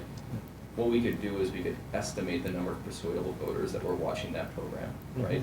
But again, it all goes back to the voter file. It all goes back to this thing. So just take us through this, because I think this is fascinating. Yeah. So Ben LeBolt goes on Hardball, right? Yeah. All right. So or usually some local station. All right. So it's a local station. Say he goes on a local political show in New Hampshire, Right. and then he says to you, "I need to know the audience I'm going to be." How do you help him? Well, there's a couple things. Is the conversation might start from the top, and we have a state like Florida, right? Yeah. And a state like Florida, as we talked about, is in the beginnings of the campaign, we do an analysis to say, this is where we're at in Florida. This is the composition of the electorate in Florida. And this is what we think is the path of least resistance to get to 51%. And every path has three components. You have registration, persuasion, and turnout, right? But the composition of electorates in states is very different. Average turnout in Iowa in presidential years is over 80%. Average turnout in Florida in presidential cycles is like 62%, right? So that implies the type of work that you need to do to win a state like Florida is significantly different than the type of work that you need to do in a state like Iowa.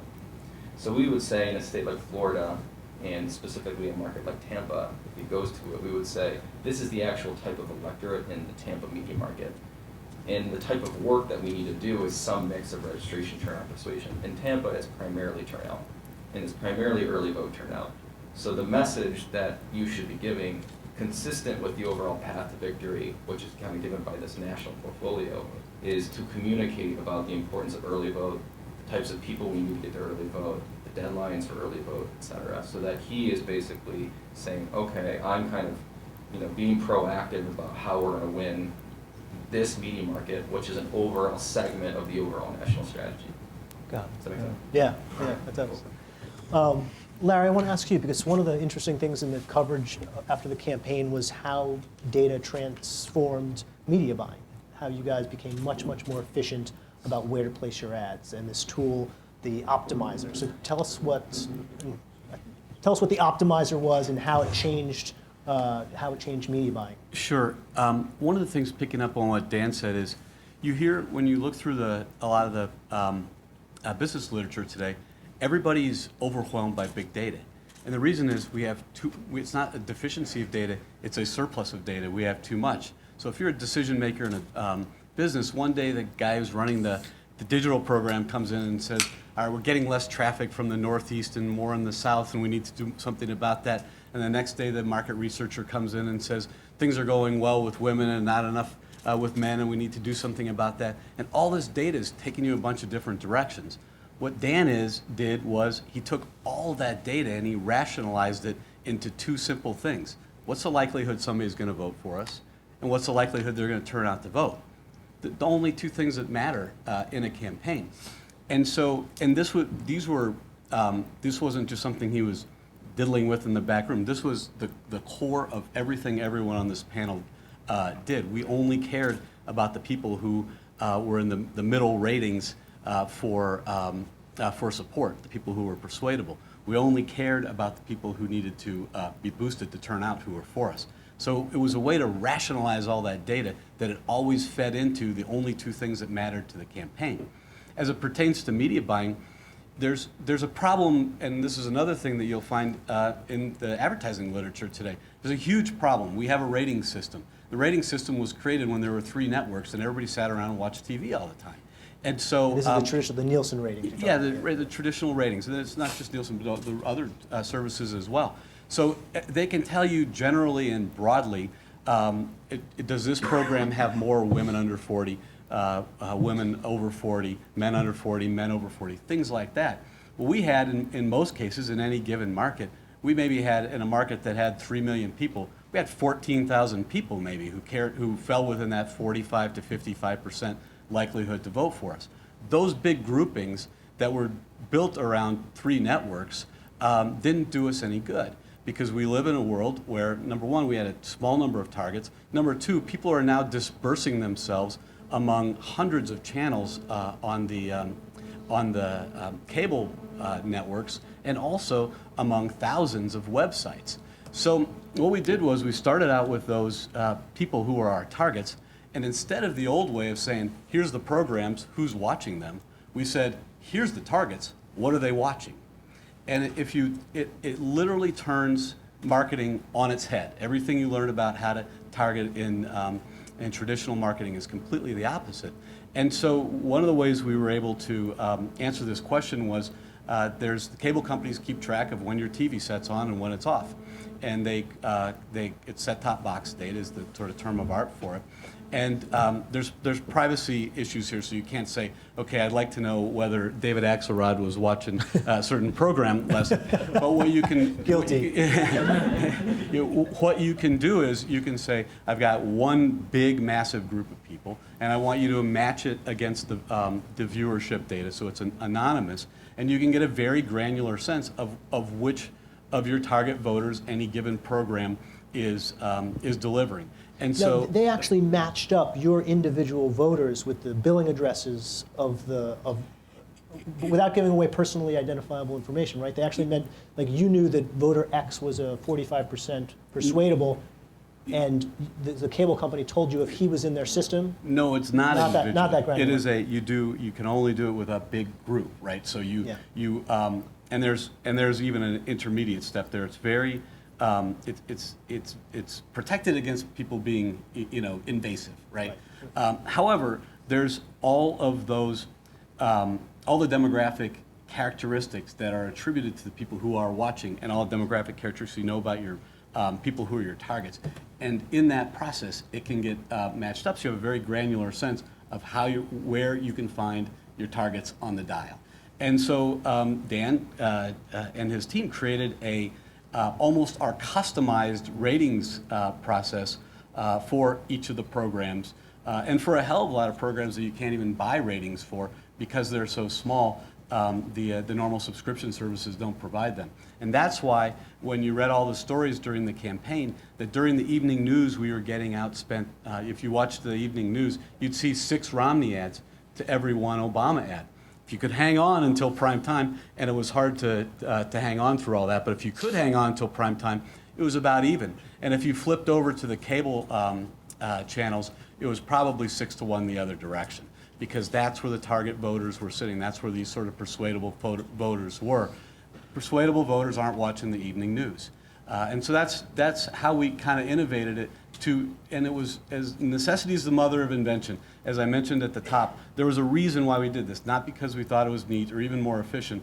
We knew we were going to get killed in spending. We knew we were going to get outspent. And our strategy was we were going to tolerate being outspent with those people.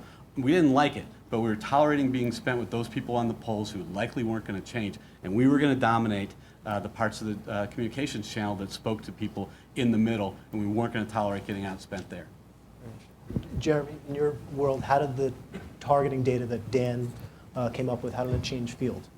Well, first, you're lucky that my internet's not working, because I was trying to look up your van records to see your voting history and maybe a little bit about your support score and persuadability. So you got off the hook there, Ryan. No, so on that, can I just ask a question? There was a lot in 2008 about your consumer habits driving these ratings, and now if you drive a Prius, you're more likely to vote for Obama. An SUV, you're more likely to vote for McCain. I've seen a whole counter argument that that's all BS, and that when you guys didn't really use that kind of data. Is that the case? Why don't you go first? Yeah, I mean, there are a couple things, but I think the way to think about that is somebody who drives a Prius is probably already a Democrat already, right? And we knew that. And we knew we already Democratic know Pete's that, first. right? So the additive value of this information is small compared to the information that we're already getting. Yeah. And the information we care about is every day there are lots of little campaigns out there, and those campaigns are doing work. They're talking to voters. And our campaign is one big campaign, obviously represents a disproportionate amount of work, but there are mayoral campaigns, state legislative campaigns, city council campaigns that are out there working, and we're recording that data. And that is helping to inform our conversations, not just later in cycle, but in future cycles. And that's the kind of stuff that, as a party is the most important data from our perspective. Above and beyond that, if you drive a truck or you buy beans or you donated this or that cause or whatever, sometimes it gives us a little bit more information, but it isn't really anything that's more insightful than the information that we already have, from which we drive the majority of our work. Got it. Yeah. Jeremy, go ahead. So again, back to my job. So our job, we look at the states and say, what's the most important, what's the easiest way to get 270 electoral votes, adding up the electoral votes. So the first piece of information that we used from Dan was, what is the best cost for our investment in which states? And so we had, at the beginning of every meeting we had on the strategic front, thinking about the states, we would go to Dan's data and say, how do we rank order states? Because if you just use your gut, you say, well, you put a lot more resources in Florida and Ohio, and you go from there because that's what has always been done. But in fact, it was the states that were more likely to get us the 270th electoral vote. We actually put a much more resource allocation to a place like Colorado or New Hampshire, et cetera. So if you think about this, whether we were doing African American radio, instead of doing what we would have done if we didn't have his data, which is say, put it all Florida, then Ohio, et cetera, actually you say, saturate Denver before you go to Florida in African American radio, because we're trying to win. Colorado is much more likely to be the 270th electoral vote than Florida. So it was kind of a turning on head, and that then therefore went for where I placed staff. How many staff I put per electoral vote was first determined upon Dan's pathway to 270. So all of our decisions about what state we went in was based on Dan's data.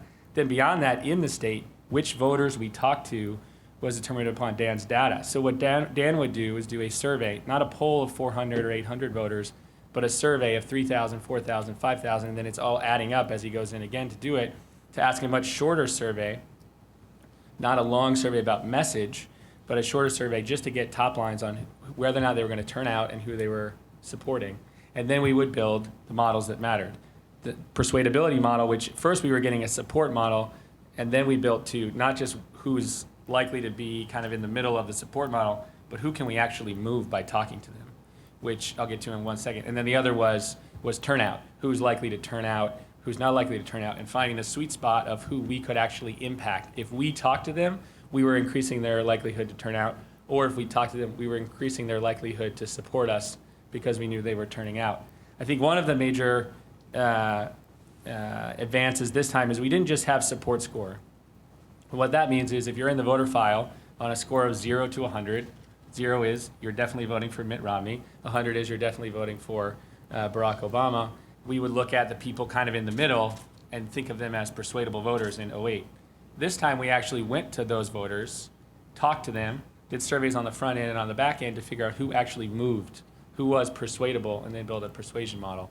So everything we did, first with the states we targeted, and then with how we rank ordered the voters, was based on Dan's data. In addition to that, though, it's a full circle. If my field organizer recruits volunteers and they're going out and knocking on doors, they're adding data to Dan's overall data that then builds a better model. So we're kind of speaking to each other, and the grassroots work is actually informing the data that we're using to make the models to therefore rank order my list for those volunteers to talk to. Let me follow up one thing on that. Some of the Romney people in the Romney analytics world argue that you really weren't running a persuasion campaign, you were running a base mobilization campaign. That the folks you were targeting were likely to support Obama but not likely to vote, and that was where the overwhelming majority of your resources were. Is that accurate? Nope. What was the balance? This is why they spent $50,000 on fireworks for their celebration in Chicago or in Boston. It's just not accurate. Whatever happened to those fireworks? I don't know. It's a good question. Hopefully they'll have a great July 4th in Boston this year. So what was is there even a way to divide that? Is there a ratio in the resources between those two worlds? Well, it goes back to Dan's point. It matters on what state Everything seems to go back to Dan. No, what he said earlier, right? So in New Hampshire, this is not a state where you can just run up to Democratic score and win the state. Pennsylvania, where we have 1.1 million more registered Democrats, you can run up Democratic turnout and win without doing much persuasion. As Plouffe said earlier, he would have to win 66%, of persuadable voters. So every state was different. When you look at a place like Florida, where we have 700,000 more Democrats, yeah, we're going to do a lot more of that is going to be based on voter registration and turnout, whereas it's going to be different in New Hampshire. So we looked at each state, but we were doing all three. We were doing voter registration, we were doing persuasion to those undecided voters, and we were doing turnout.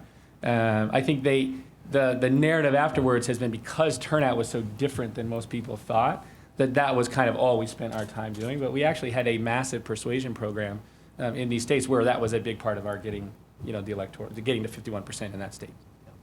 Teddy, in your world, how did the richness of the data and what Dan and others were doing, how did it change things?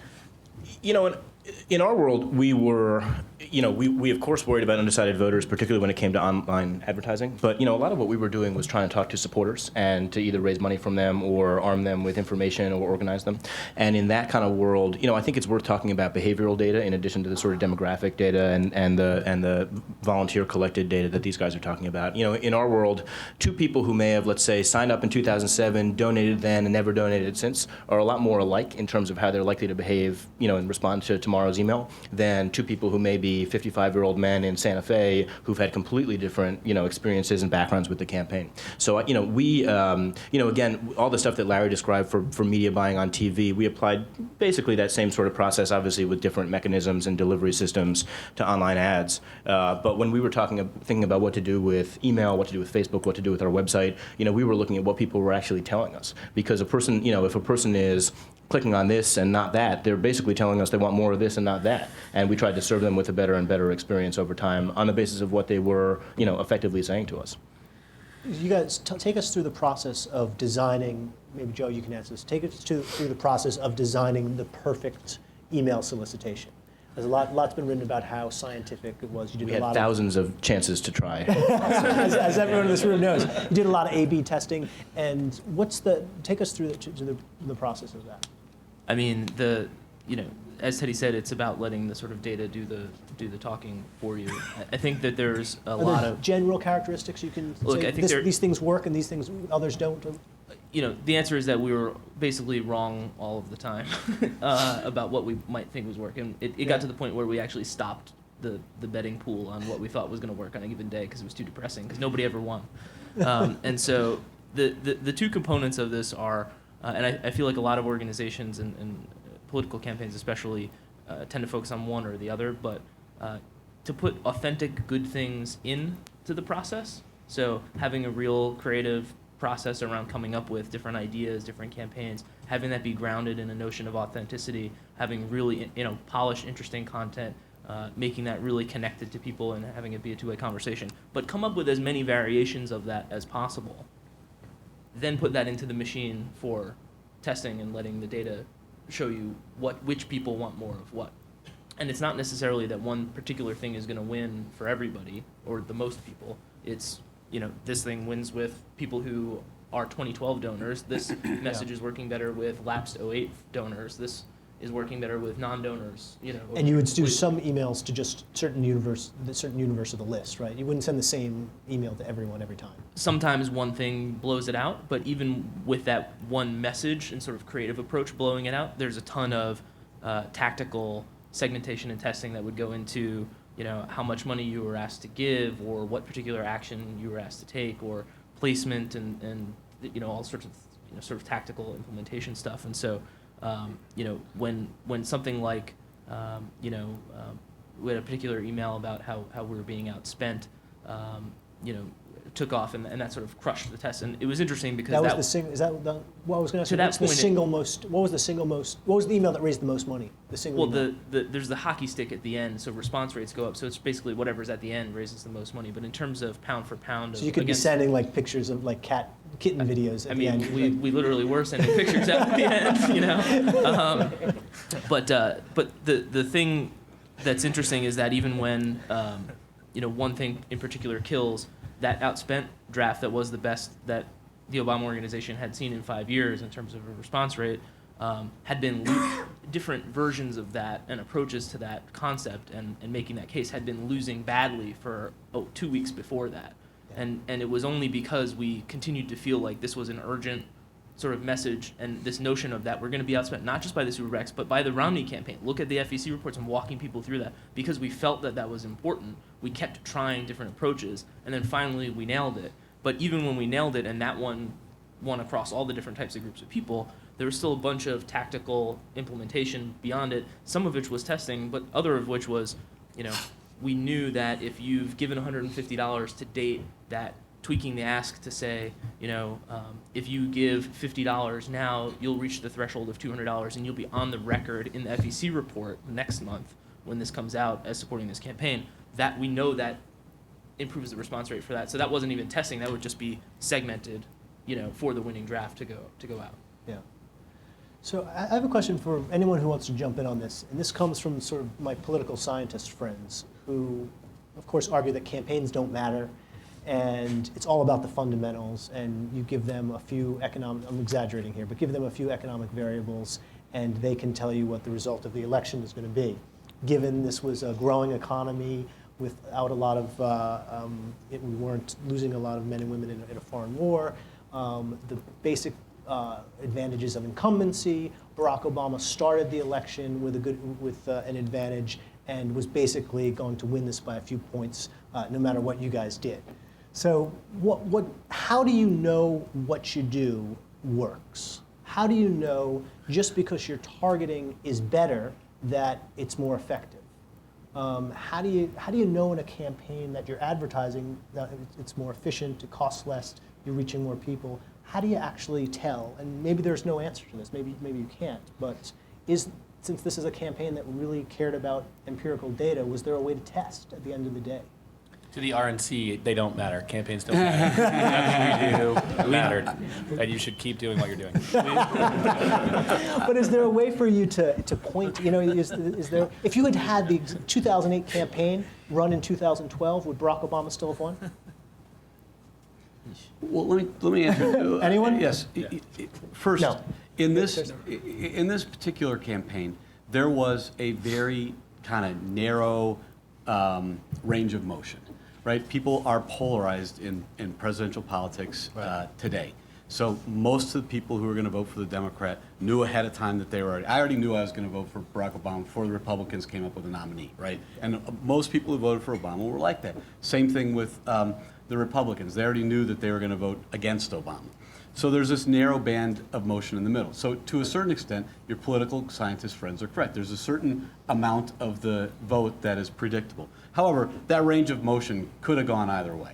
And in fact, other than Franklin Delano Roosevelt, nobody's ever been reelected with the unemployment levels that President Obama faced coming into this election. So if the political scientist was calling that one, he'd probably say we're going to lose. They would say it's the direction it's going. Is it going up or down? Right? And is the economy experiencing growth or not? But I take your point. Yeah. Sure. And so there's a narrow range of motion. It could have gone either way. Now, in terms of how we kind of figure out the effectiveness of what we're doing, and I can give you the advertising perspective.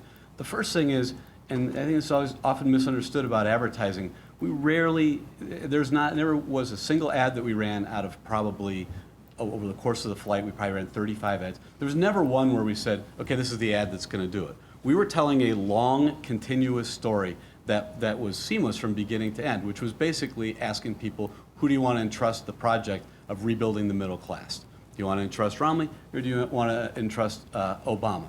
And that was our proposition beginning to end. So as we were monitoring how are we doing on that proposition, or how does any individual ad move the ball forward, we were looking at whether people, how people were rating Obama and Romney on their sort of sense of how they would be stewards of the middle class resurgence. And on that, there were actually measurable differences, and things that we did and things that Romney did that made a difference. And that was kind of how we kept track of things, how we kept score, if you will. That's a good answer. Yeah, no, go ahead. And we should just get to questions. Yeah, do you want to weigh in, and then we'll do questions. We'll do questions. Go ahead.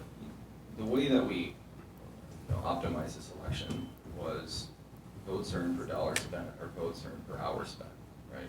We have two types of resources. We have financial resources, which can be used for, purchasing ads or doing events or whatever. We have labor resources from our grassroots organization that can go out and communicate with voters. Mm-hmm. And from the top down, the way that we think about how we spend our resources is how many votes are we going to get per hour spent of a volunteer's time in Florida, right? And in that state, we know that we're earning votes when we register 400,000 people in Florida because we've matched them to the voter file and then we ask them who they're going to vote for, right? Yeah. So that's a pretty clear. So that's a very clear. That's a very clear calculation. And on turnout, we have layers and layers of studies of what the impact is of certain types of conversations on certain types of voters and how that changes their marginal willingness to participate in the election. Those are individual calculations that you can make with a pretty high degree of precision. And then persuadability, as Jeremy talked about, we did a test in February, March, where we randomly placed 300,000 volunteer calls around the country to, ask exactly that question: what's the marginal effect of volunteer contact to another voter, and who are the people who are going to be most responsive to that communication?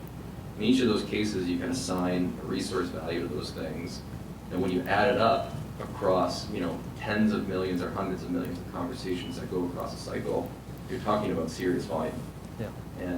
And so, somebody can draw like a little dinky regression line and say, I put in 4 covariates over 14 elections, and my n size is 14, and my standard error is 12. In this building, some people might find that funny. I don't know. But at the end of the day, you just drew a dinky little regression with an n size of 16 and a standard error of 10. So. That's bad. Can I add to this? I actually think this question is really interesting. And I think it's incredibly cynical. And if you think about how people make decisions, this is a cynical thing to say that campaigns don't matter. If you think about how people make decisions on what they buy, who they vote for, if the people that they know in their social networks talking to them doesn't have an impact on them, then the way people are running business, the way people are doing social media is all pointless. If people, the things we were doing, and if you just get to the math here, we registered 400,000 voters who before early vote in Florida would not have been able to vote because they wouldn't have been on the rolls. And we know that from doing studies in 2009 that we actually were registering people who weren't going to register on their own. We put a clipboard in front of their face and they registered to vote and they were on the voter file and therefore could turn out to vote. That had an impact. It is the reason we won a state by 60,000 votes, the size of Florida. And I just think it's incredibly cynical, and it tends to happen with political scientists to have this sort of debate, and I think it's incredibly cynical. All right, let's go to some questions. Just 2 things. One, just want to try and get as many students asking questions as we can, and please limit your questions to 1 question. Well, I'm a lifelong student of the business school. I'm a mathematics major, so I understand what you guys were doing. But I also always want to say is, do we have everything? And Larry, some of the comments you made about how they make decisions in business. And one of the things I know that's happening is that people are beginning to look at MRIs and how people are really making decisions. You got Kahneman, who said people, how people make decisions. You got Davidson, who's mapping, MRIs and what people really say they're going to do and then what they do and what their brain says. One of the question I have for you is, do you see, not that it's going to do away with what you're doing, and I think there's a certain strength in this because this is the first time, but I think as we progress and more people do this, that there's going to be a need for, this other kind of, what are people really thinking and what is going to cause them to have action that's really in their brain. The thing I like to say is the doctor says, on a scale from 1 to 10, how much does it hurt? They're not going to have to ask that anymore because they're going to figure out from your brain how much pain it is. And so how does that fit in? Do you see that as like a next maturity level of looking at another distribution channel of information coming to you? Not that it's going to do away with what you're doing. Got it. So it has neurobiology entered into the... No, it's an interesting question. I think it's a question of behavioral psychology, and the answer is yes. So the question is there's 2 types of ways to gauge people's opinions, right? You can ask them, or you can test them in their own environment and see how they respond. And what all this new research is showing is they're figuring out that stated preference is very different than actual preference. And it's not just different, it's dramatically different, right? And one thing that was wonderful about this campaign is how on the same page everybody was about that. With turnout, for example, one of the biggest innovations within this group of people and then some other researchers is this idea about changing the conversation about motivating people to vote away from barriers and towards kind of the social pressure and kind of the social justifications for voting. Voting is cool, voting is easy, this is how you do it. There's a lot of people who are going to turn out, et cetera, away from it's going to rain, so vote now, or there's going to be a long line, so make sure you have all your equipment ready, et cetera. And the reason that was is because when we asked people about voting, they never said that they would want to vote because they view voting as a social right, right? But when you test people and you do these big experiments, what comes out of it is that people like the civil experience, but they also like the social experience of voting, right? And that allowed us to kind of change the messaging on voting in a way that was kind of consistent with these new studies. But in each of these registration, turnout, persuasion, we're learning new things about voting. And what's been good through this campaign is it allowed us to test so many assumptions that we thought were real that just turned out to be totally wrong, and allowed us to change. And emailing, and there's hundreds of cases where they did this, hundreds. But I think these people internalized it pretty well, and it helped shape. Ryan, can I just throw in on that? Yeah, go ahead. From an advertising standpoint, one of the things that we did, and it's sort of a newer approach, is one of the ways we test ads now is we send it out to a panel on the internet. And it's great because thousands of people can respond and they can say, I like the ad, I didn't like the ad, it made me think this, made me think that. And you get all this rich quantitative data back. The downside of it is, the old traditional method is that you're sitting in a focus group and you're hearing how people actually talk and process. We always insisted on not just doing the quantitative thing, but listening also to doing the qualitative thing, and also doing focus groups on top of the quantitative stuff. And in fact, we even toward the end of the campaign, and I'm sorry, Plouffe's not here for this because it was at his insistence, we did a study where we had a researcher who went and sat in people's living rooms with them and kind of like sat in the corner, pretend I'm not here, and watched how they were going about their daily viewing habits. And even, the main thing was, how are they feeling about the fact that there were 4,000 ads for every minute of programming, right? And he was trying to observe how that was affecting them.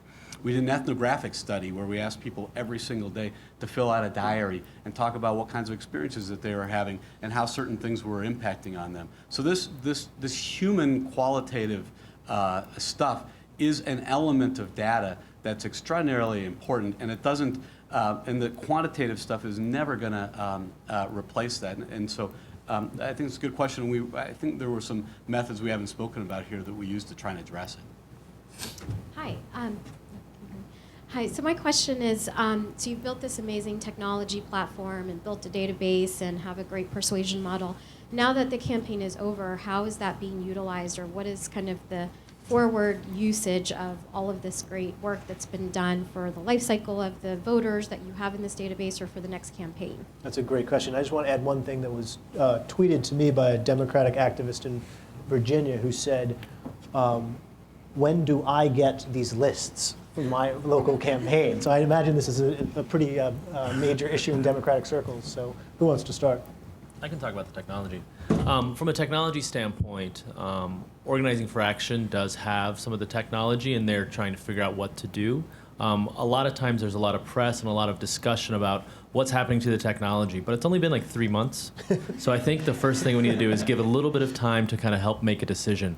There is a priority on open sourcing some important things, and there's also a priority on making sure that when we open source things, we don't open source things that can be aggressively used against the things that we think are important. Who actually owns it? Whose property is it? It's the president's. The president. I mean, and the campaign, yeah. And so, the DNC. And so they've given some of it to Organizing for Action, and they're trying to figure out what to do with it. Yeah. Anyone else want to talk about that?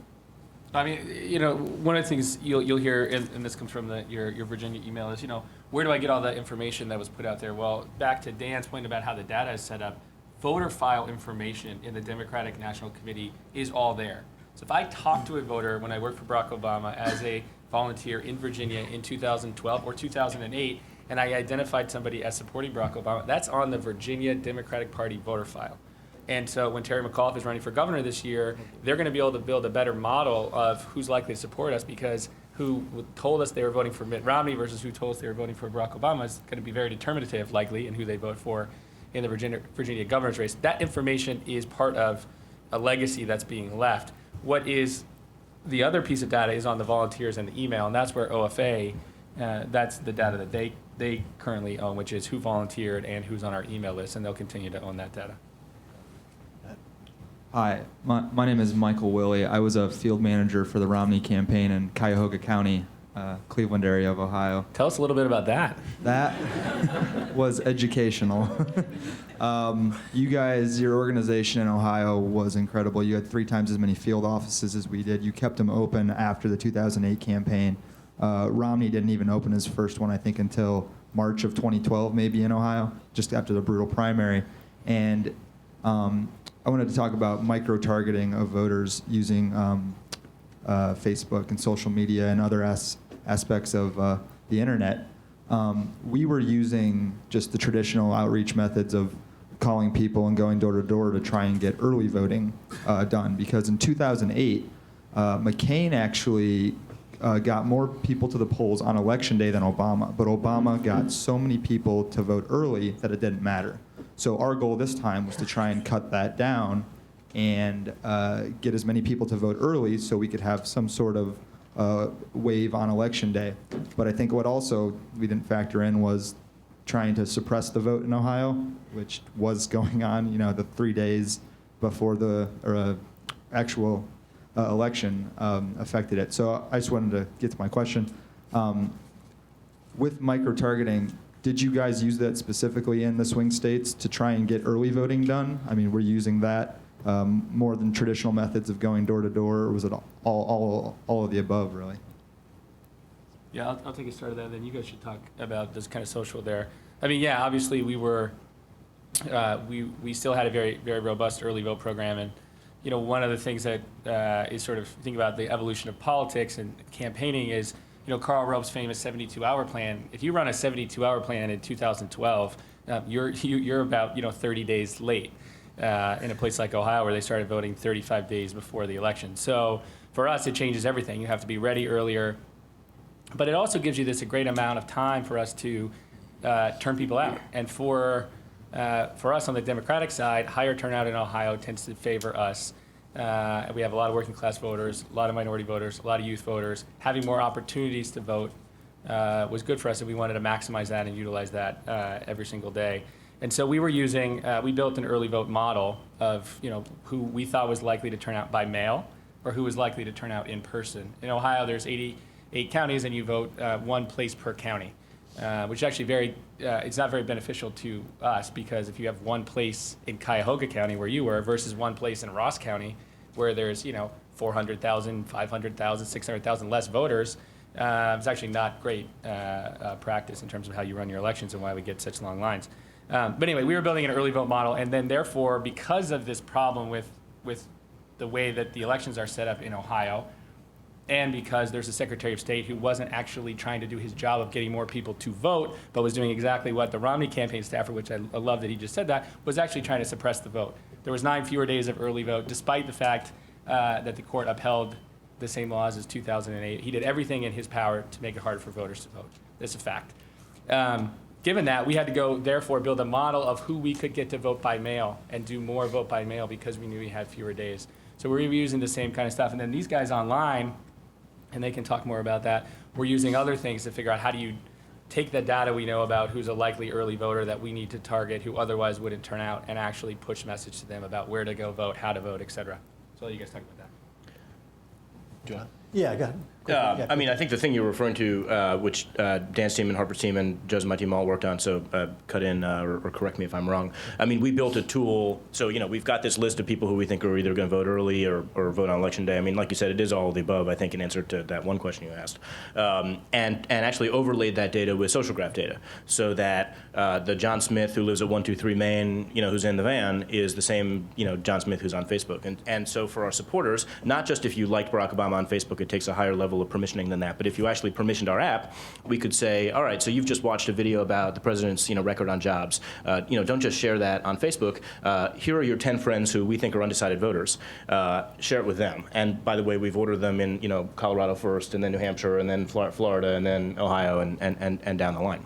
The incredible thing about this is, there's a lot of incredible things about it, but of our 18 to 29-year-old GOTV targets, our GOTV target is someone who we think is supportive of the president and is not necessarily going to vote. So the most important people we want to talk to in the last couple of days of the election or during the early vote period.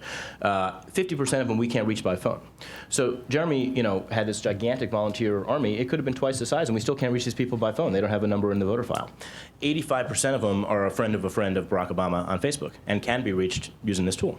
And so not only do we think this is a powerful way to reach them because they're being reached by a friend, someone who they presumably know and trust, it's also the only way we can reach them. We're going to talk more about these social media tools in the next panel, and let's just go to this last question. Yeah, we'll take one more question, then we'll take a short break, come back, continue the conversation, have more questions at the end.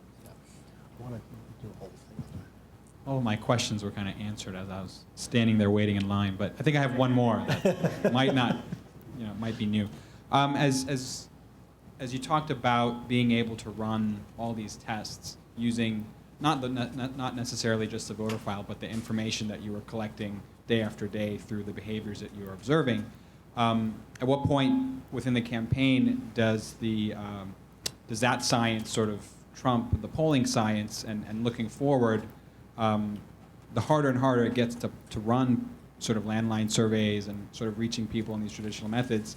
Gallup announced a 7-point lead for Romney sort of late in the campaign, which I don't know how polling companies can maintain credibility over time when their results tend to be so difficult to sort of believe in or rely upon other than the brand name value, whereas, you'll be collecting more and more data and have more and more tests and more sort of confidence that, what we're doing sort of makes sense. And where do you see those two industries sort of either merging or going in different directions as campaign technology and campaign strategy evolves? And just to sharpen, I think it's a really good question, just to sharpen it, is what you guys did with analytics, has it just made polling irrelevant? I mean, what was more important in your campaign? Was it the analytics or the polling?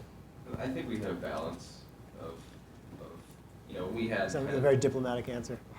The UC. We had kind of 4 big streams of data about voters. We had a national poll that was conducted every 2 weeks, just kind of, hey, this is a general perspective on things. State polls that were done by pollsters, the analytics tracking polls, which at the end of the campaign was between 8,000 and 12,000 surveys per night.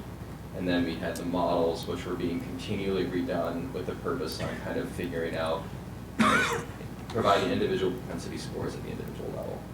And I think, first of all, is that within the campaign is we heavily standardized a lot of our methodologies, and a lot of these problems with the polling firms weren't because they're bad or this or that, it's because their methodologies were crazy and outdated, right? Gallup uses a methodology from the 1930s.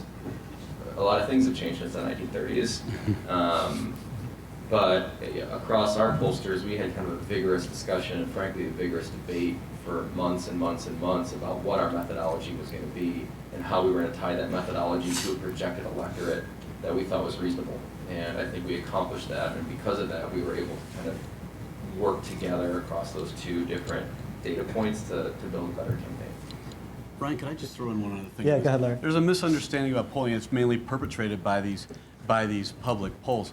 In campaigns, we generally don't poll to find out the horse race, right? The stuff that Dan's talking about that we did to know where people stood, and that data was great for the horse race. The primary reason we poll is for message development, to find out where people, how people react to bits of information or particular developments in the campaign. And that's not going to be replaced by more efficient modeling. We're going to need to continue to talk to voters to find out how to develop a path and a strategy to win an election. In terms of kind of knowing on a day-to-day basis where we think the race stands and the horse race and stuff, I think we indeed have learned to rely a lot on the stuff we were doing internally, and in some cases more than we relied on sort of our traditional polling. In terms of message development, that piece of polling is here to stay. Very interesting. All right, so we'll take a short break, and then we'll be back with our second panel. Thanks, guys.